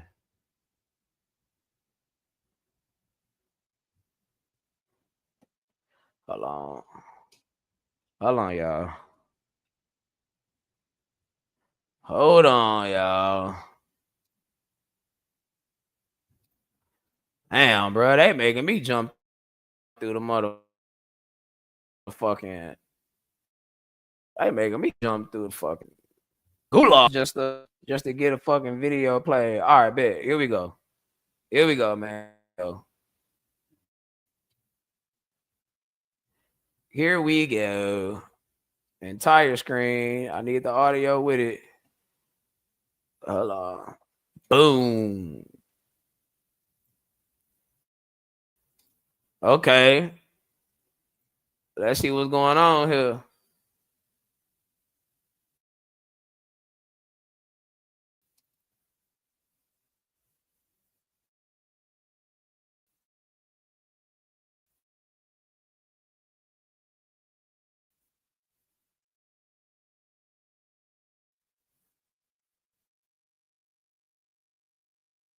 Okay. Tip. Pick. Now I will say this about Rob, bro. Rob is good for those. He definitely get those. But look at him. I ain't gonna lie, them pass look big as fuck on you, boy. But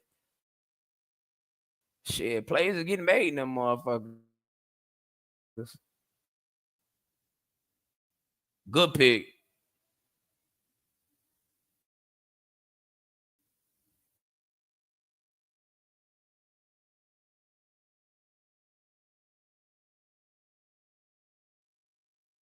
All right.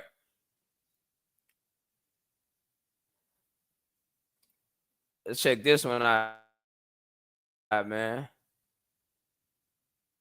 Oh shit! Oh my goodness!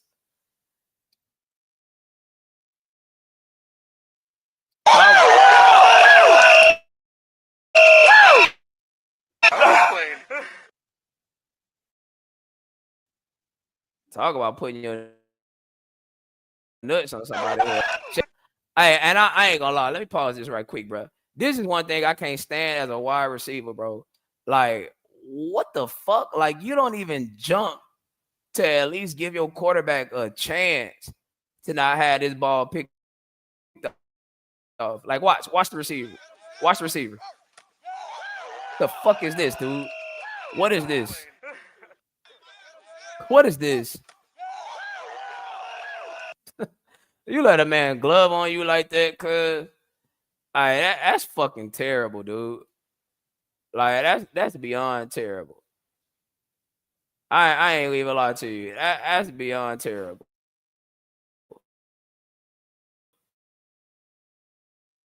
All right, I got one more video.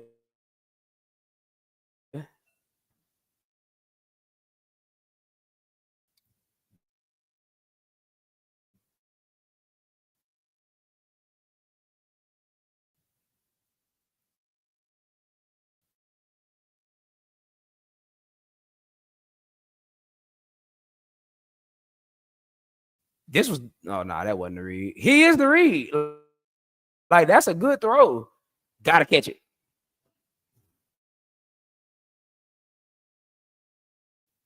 That's fucking sad.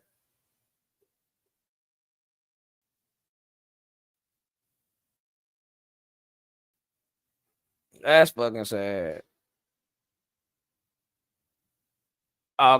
Wait, is this a different clip? Okay. Rob over here. Oh, that's the same clip. It's the same clip. Okay. Sports. It's called KYP. I'm sure you shout out my boy Rob, man, for sending in his clips, bro. I appreciate you, dog. You here every week for me, man. And I really do love and appreciate that, bro. There is a thing called know your personnel. And that is nowhere near knowing your fucking personnel. So I will say this, man. Next week, and I'm gonna leave y'all with this.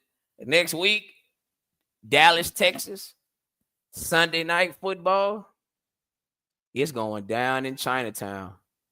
I ain't bullshitting. Dallas Cowboys, Green Bay Packers. Get your popcorn ready. My boy, man, chat moderator Rob, boy. Much love to you, dog.